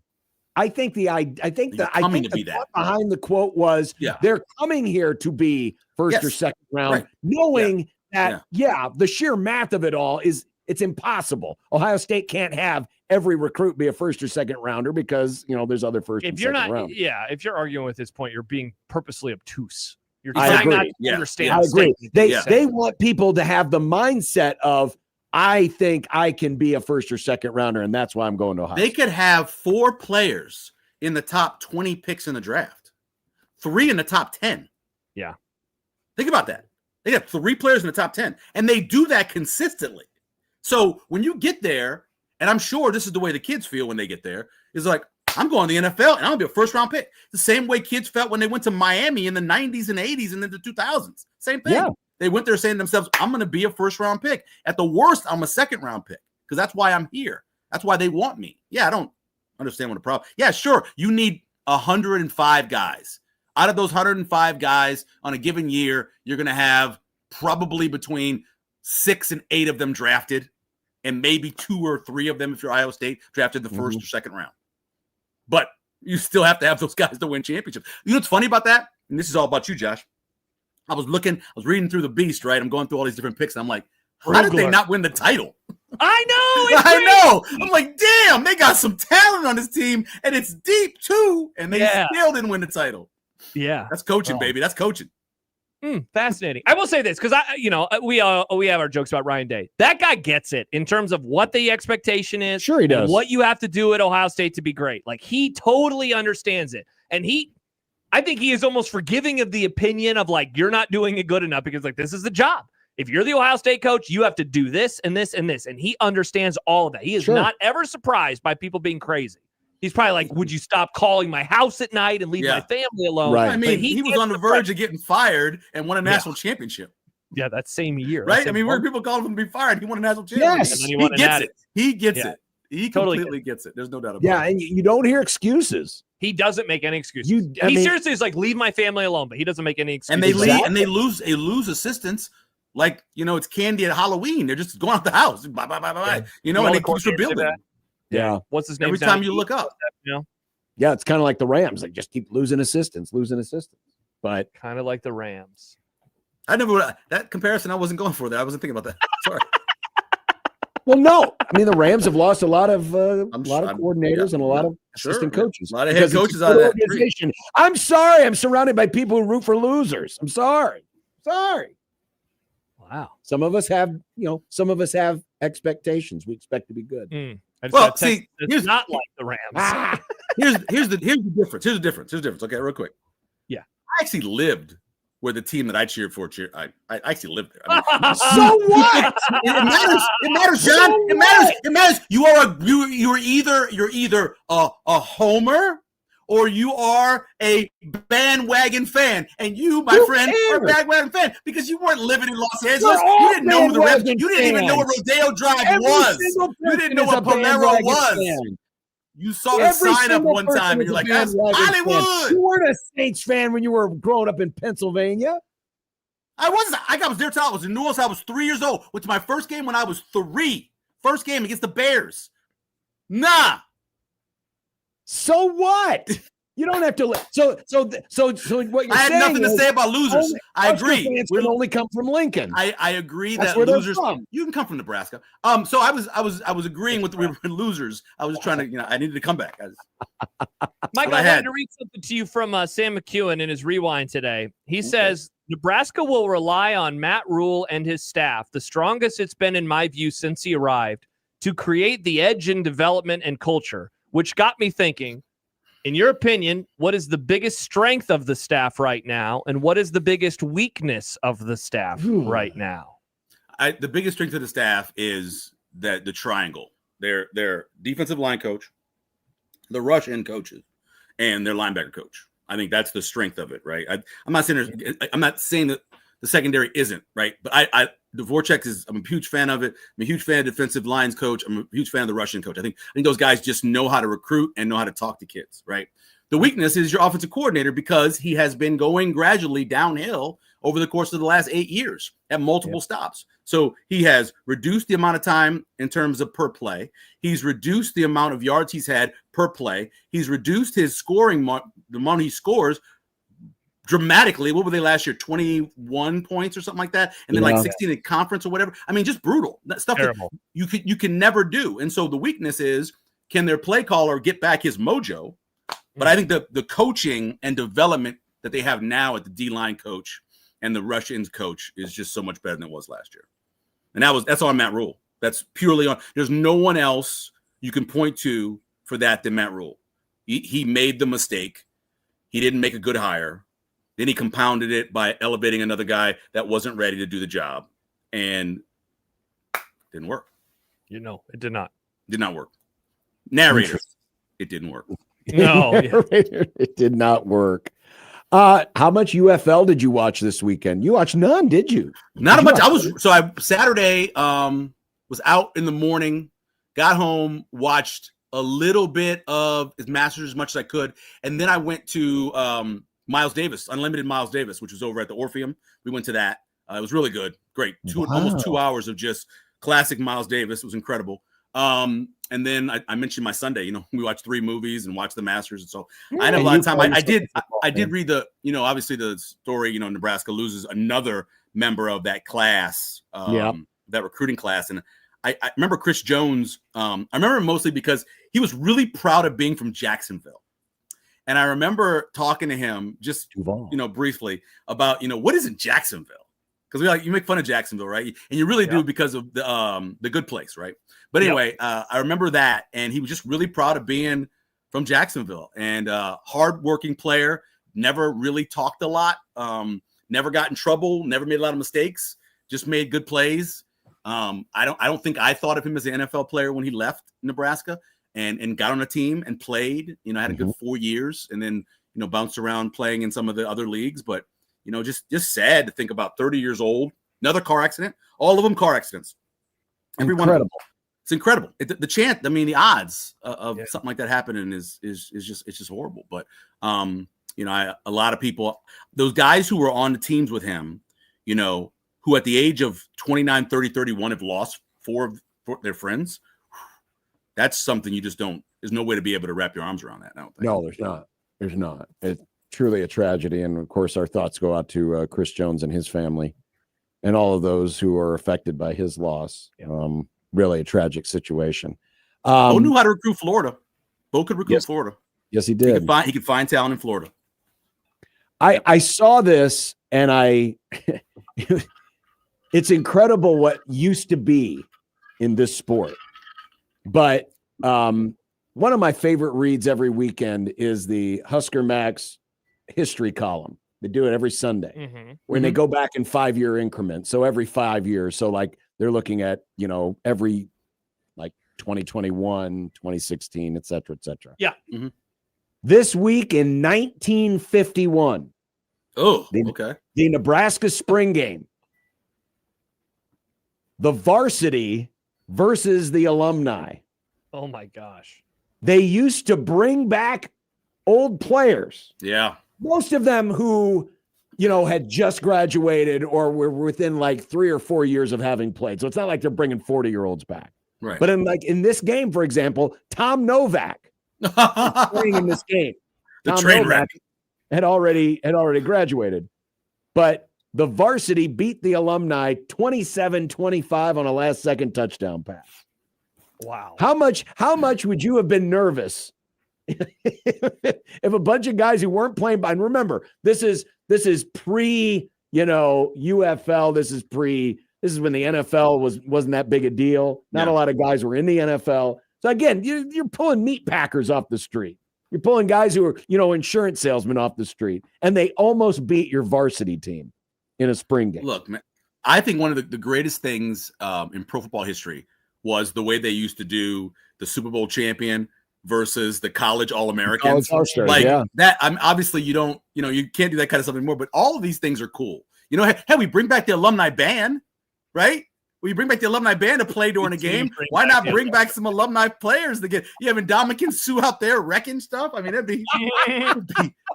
be awesome, dude. I would love to see that. But can you imagine? I mean, in order to get into shape, those guys were in shape. Everybody was in shape back then. People walked. They never they didn't drive anywhere. They walked like miles. It's a different sport today. Oh yeah, but those people were in a different shape. If you look at videos of just people in the 20s, 30s, and 40s, just on the street, everybody was just thin because they ate better, they ate more natural food, and they walked everywhere they went. It's good for the heart. It is good for the heart. Mm-hmm. The walking is good for your heart. And look at New York. You've been in New York many times. Go to New York, you rarely ever see overweight people in New York because all they do is walk. That's true. A lot of walking. Walking from bus to subway to bus to building. Yeah. So I just imagine what it would be like today if Nebraska brought back an alumni team to play in a spring game. Well, I think Zach Taylor's got a couple throws left. Does he? I think I watched Zach on the sideline throwing. It wasn't to Burrow. It was to somebody else. I watched him. I think he's got a couple of throws left in that old arm of his. I saw him in Oklahoma City. There was like a long line of people wanting to take photos with him right before the Vanderbilt game. Did he take all of them? He looked like it, yeah. He's the best. He's the best dude. He is friend of the grub. Yep. So many of the guys that you met over the years that you go, yeah, that guy was a really good guy. Zach Taylor called me randomly once because my kid was in the hospital. Oh, really? Man. Yep. Sent me a text one time. Just was this randomly. When he was playing in Nebraska or after? No, this is after. This is. I want to say he was with the Rams. He was like assistant wide receiver coach or something. Okay. So and he was with the Rams. Cincinnati. Yep, with the Rams, and he had gotten a job there. And I had him on the show. I had him on the morning. I had him on the show over at the paper. Driving to work at 5:30 in the morning. I taped the interview with him as he was driving to work. He's like, "I'll do it while I'm driving to work. I got a half an hour drive. Want to do it? Sure." And that's the kind of dude he is. He's just a good dude, man. He is a very good dude. I'm always like hoping he could do better. Cincinnati's a tough place to win. That ownership group and they are cheap. That's a hard. I mean, that's a hard job. I hope this isn't the last year for him, but I know it seems like, if you don't win this year, probably be over. We've been putting items on the list. One final thing. Michael sent me this today. It is the ranking of all of the AP poll streaks in history. Okay. Nebraska has the longest AP poll streak in college football history, 348 consecutive weeks. That's incredible. That they were ranked from 1981 to 2002. The amazing thing is they had like 2 other streaks that date back to like the 70s. Yep. Because, there was like 1 week they weren't rated in 77 and like 1 week they weren't rated in 81. So it was an incredible stretch. Yeah. But Nebraska's at 348, currently number 2 at 295 consecutive weeks is today's Alabama Crimson Tide. Yeah. 295. This is the closest anyone has gotten since Nebraska set the record. Will they get it, Josh? Will they catch him? I know what John thinks. How many seasons is that we're talking about? How many more years? You're talking, you got 53, so you're 15, talking. So probably 3.5 years. Probably 3.5. Because there's extra weeks that you're ranked. Yeah. There's a part of me that thinks they will fall out at some point in time over the next couple of years. John said this year. I think they fall out this year. Yeah. John said I think year. Alabama, I think Alabama slips out of the AP poll at some point this year. And by the way, during this streak, it used to be a top 20 for a while there. Yeah, so it's really impressive. And John, if you see on that list, Ohio State is highlighted because it wasn't their fault. The Big Ten wasn't playing the games at the beginning of 2020, so they weren't ranked. That's why the asterisk is there next to their name on that list because it's not their fault they weren't ranked. They would have been ranked that year, but they weren't playing. The Big Ten wasn't playing football early on. Really? So are you sure? Yeah, sure. That's what it has down. That's what it has on the list. That's why they have an asterisk next to them stopping. This is only a screenshot of part of the list. Okay, because Georgia and Alabama have asterisks next to their name too. So I just figured that's active. The asterisk is active. They're the one for if you see the whole list, Ohio State is highlighted because of that. I see. Okay, they're highlighted because of what happened in 2020. That was the whole idea. I love that. I tell you about that all the time, John. I love reading that thing they send from football writers every week. Yes. And on there, there's a lot of interesting tidbits. The whole thing this time was about 2020. Like all the things that happened or didn't happen in 2020. And they broke down all these weird games and things happen in different sports. And that was one of the things they were talking about how do you consider Ohio State streak? Does it stop because they weren't playing as a conference? Or do you continue it and say that wasn't their fault? Yeah, because Ohio State from 2012 to 2020, 132 straight weeks. And then it stopped. Because of COVID, because of the Big Ten wasn't playing. Yeah. And then they started up the streak again later that season. So if you would have counted those weeks, Ohio State would currently be sitting at around 240. Yeah. And so with no stop in sight. Like you said Alabama, you both said about Alabama. None of us in our minds are going, well, I think Ohio State's not going to be in the top 25 poll anytime soon. Yeah, I think Ohio State would be the bigger threat. Yeah. I do. I put it on the list. Alabama's ranked That's streak. Our fourth list item today. Ranked streak ends this year. Okay. All right. The ranked streak for Alabama ends this year. All right. Sound like a homer, John. Thank you. Because Tom Osborne's going to have the little voodoo doll. He's going to be poking little needles into Kalen DeBoer's little voodoo doll. I don't believe he's a very religious man. He's not doing voodoo. Come on. That is the only reason I know about or at least use that as an analogy when in like 77, 78, Walter Payton is threatening to break OJ's running record, 2,000 yards. 2002. And OJ was hosting Saturday Night Live. And one of the skits they used that week was OJ poking voodoo needles into a Walter Payton doll. Oh, wow. Wow. Yikes. Little premonition. Little practice. Do you remember Franco threatening OJ threatening to come back? Not OJ. Jim Brown threatening to come back because Franco Harris was approaching his record. Yes. He's like, I'm coming out of retirement. This is going to bounce. I'm not. They did it. They did a cover on SI. It was Jim Brown wearing a Raiders uniform. Yeah, he was working out, getting all in shape. He wanted to come back because he didn't like Franco breaking his record. Because Franco, to preserve himself, would often run out of bounds. Nobody liked Franco because Franco had an affair with Joe Gilliam's wife, and everybody knew about it. And it drove Joe Gilliam into doing drugs, which of course ruined his career. I did not know that's this. why people did. That's a little inside information. People from Grambling. Yeah, he did that, and that's what happened to Joe Gilliam, and that's why he ended up a drug user. And guess who's Joe Paterno's biggest defender? It was Frank O'Hara. Yikes. R.I.P. R.I.P. So wait, both Paterno? of them. Both of them. Franco's gone too. Yeah, I didn't know which one you were giving the RIP to. Well, Franco too. Okay. He was a good running back. Yeah. Had a nice head of hair, man. Back when he first got drafted, nice head of hair. Good to see you, Michael. Great to talk to you again. It's good to talk to you. Sorry we couldn't do the show together on Friday because of John. Yep, I agree. Bye-bye. See you later. Typical libs. You always get it wrong. Fake news. Was the baseball game on? Why is that my fault? I don't control That's not it. my fault. You called Glenn. You said, no, I didn't. Don't let him on our station. You kidding, Except man? for Michael Severe Mondays. I wanted to get rid of you, man. Yeah. I would have been happy to have Michael come in. It would have been a great show. We could have debated strength of schedule the whole time. But then you killed him. I didn't kill him. He's still alive. We're coming up. We have content. Awesome. Let's see. Oh, NBA. The NBA regular season wound down. Don't tease too many things, John. It's going to be a shorter edition of content today. Don't tease more than we can handle. We got plenty of time for content on 1620 The Zone Radio Network.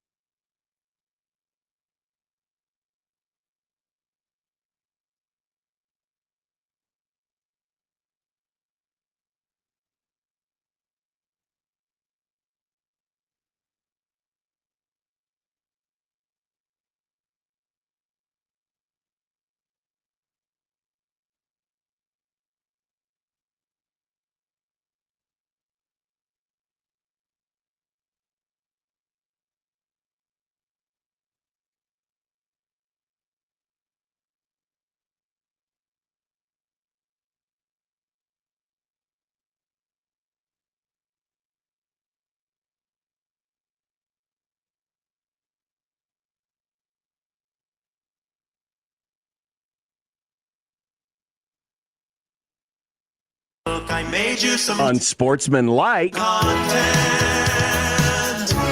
Unsportsmanlike content. Unsportsmanlike content. Content that's unsportsmanlike. All right, Nick, what do we have in content today?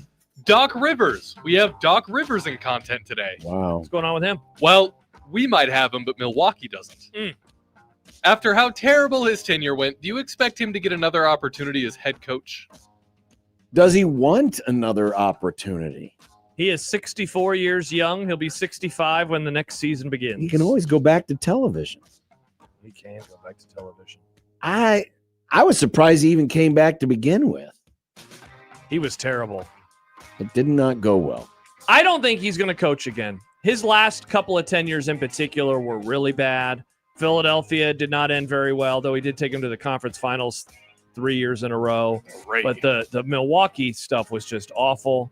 He's always been a coach who struggled in the playoffs, except for that one time that he won a title with the Celtics. Took him to another NBA finals. But no, I think it is time for him to move on.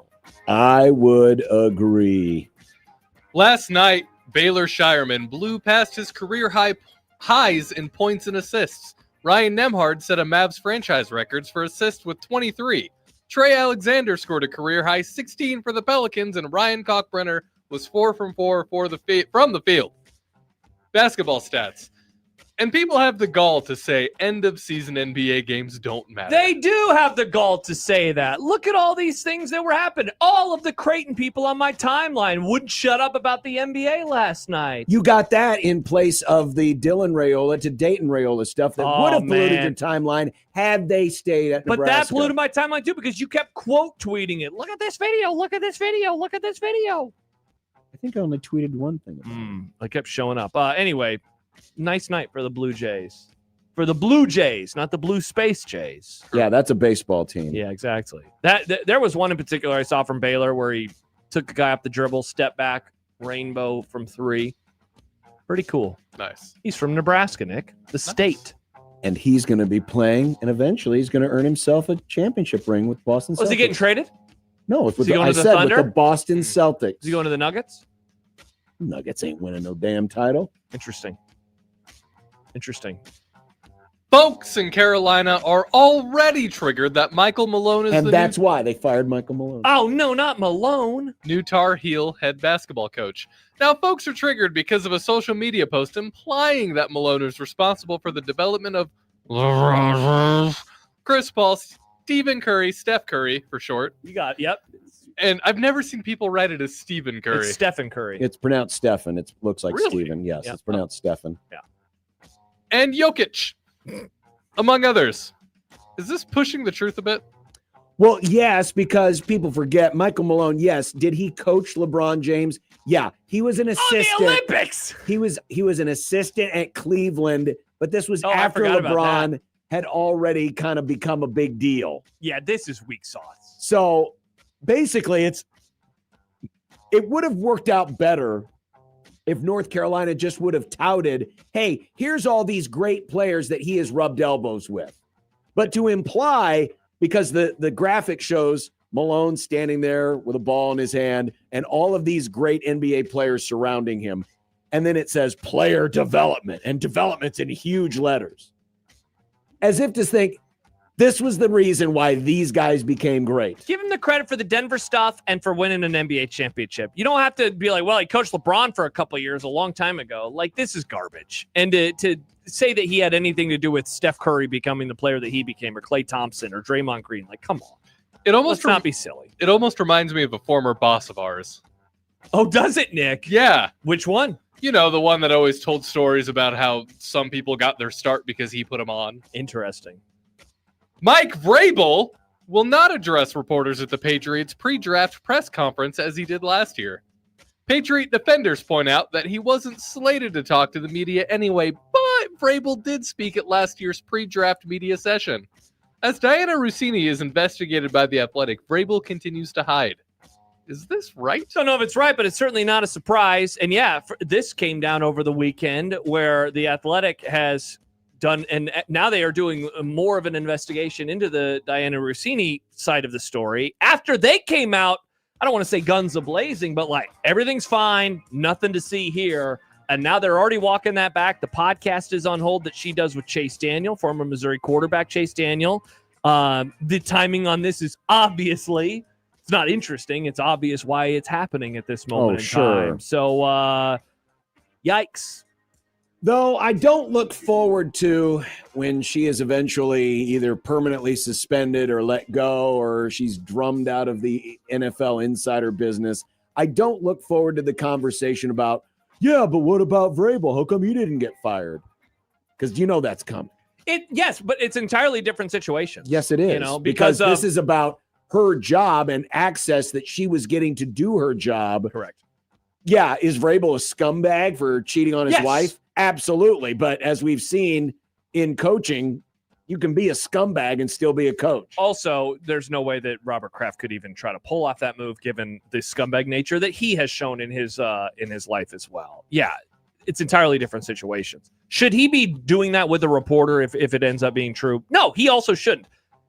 It doesn't like change his job, though. She can't do that. Someone in that situation cannot do that.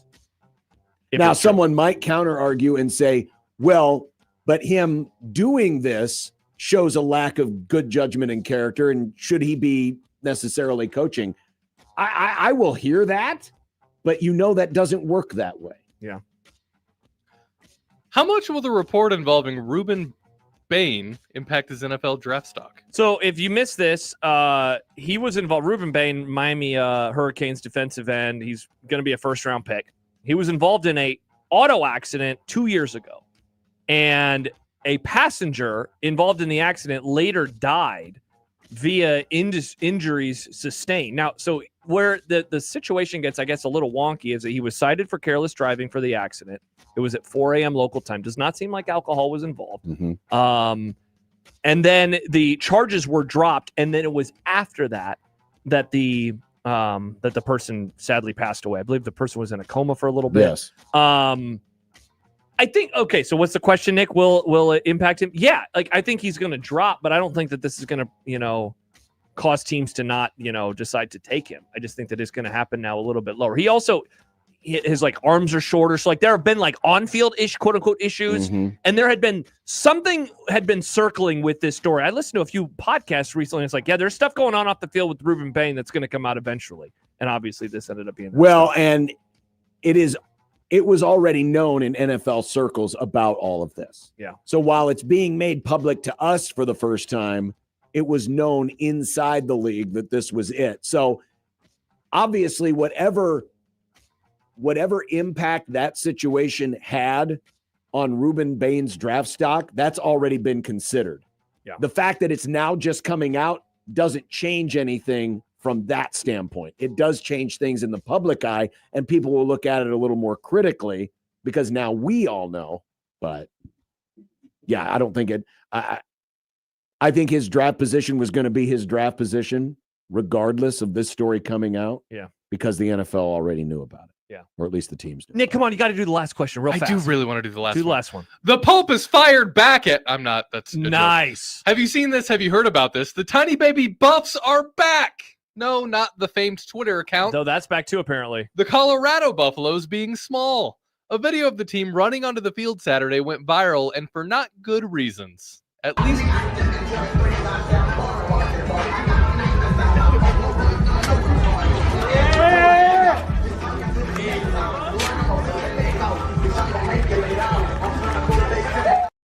Yeah, very big men. They're huge. Are they toast? Yeah. Did you see how many people were at that spring game? No, I didn't. It's like a tiny baby crowd. You know, that coworker of ours doesn't really talk trash anymore. Remember those days? He used to wander on down here, strut around. I'm a Buffs fan. I'm a Buffs fan. We're going to be good. We're going to win a title. He's investing all his energy into the Rockies right now. I think their helmets were just very big, and thus it made them look small. That is true. I think they were all very, very big, yoked young men. Cool. The yoked boys. J-Man writes, Mike Thompson said that once on 1290 with Neil Nelkin making Omaha great again, that he managed John Kincaid at a station in Philly. It's one of the many names he dropped. Did that a lot. He dropped a lot of names. Oh, was that the boss you were talking about, Nick? What's for dinner's next? Oh, on it is the next. 1620 The Zone Radio Network.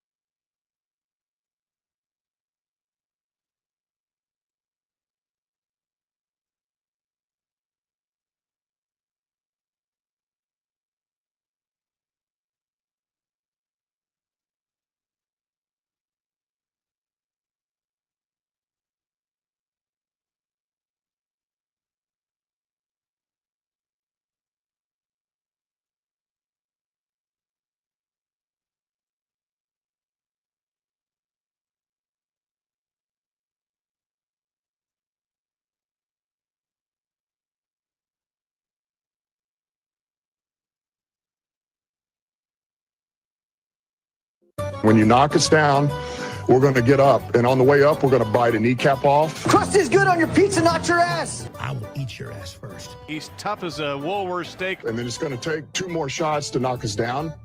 All right. And on the way up, we're going to take your other kneecap. I'm ready to hang them up, gut them, and skin them, and chop them up. You know what? I'm ready. My daughters aren't starving to death.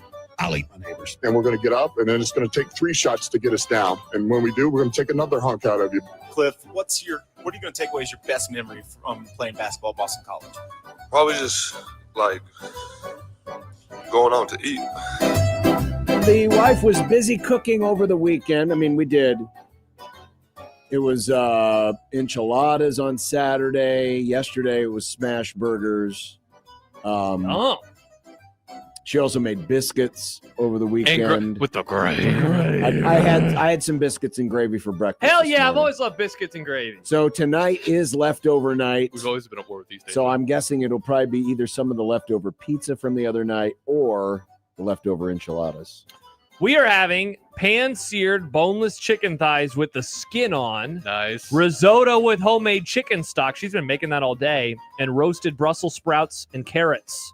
Delicious. I am jacked for dinner tonight. Plus, we have some more of those cookies. Oh, my God. I might have another one of those cookies. Can you sneak me another one of them cookies tomorrow? The praise in which... You can go, and then I'll talk. Yeah. Paige's family visited this weekend, and she made enough pasta to feed an army. We had just gotten through all the pasta leftovers today, so I don't know. Nice. So we brought cookies in. I ate one during the crossover. We had some for the office, though not very many.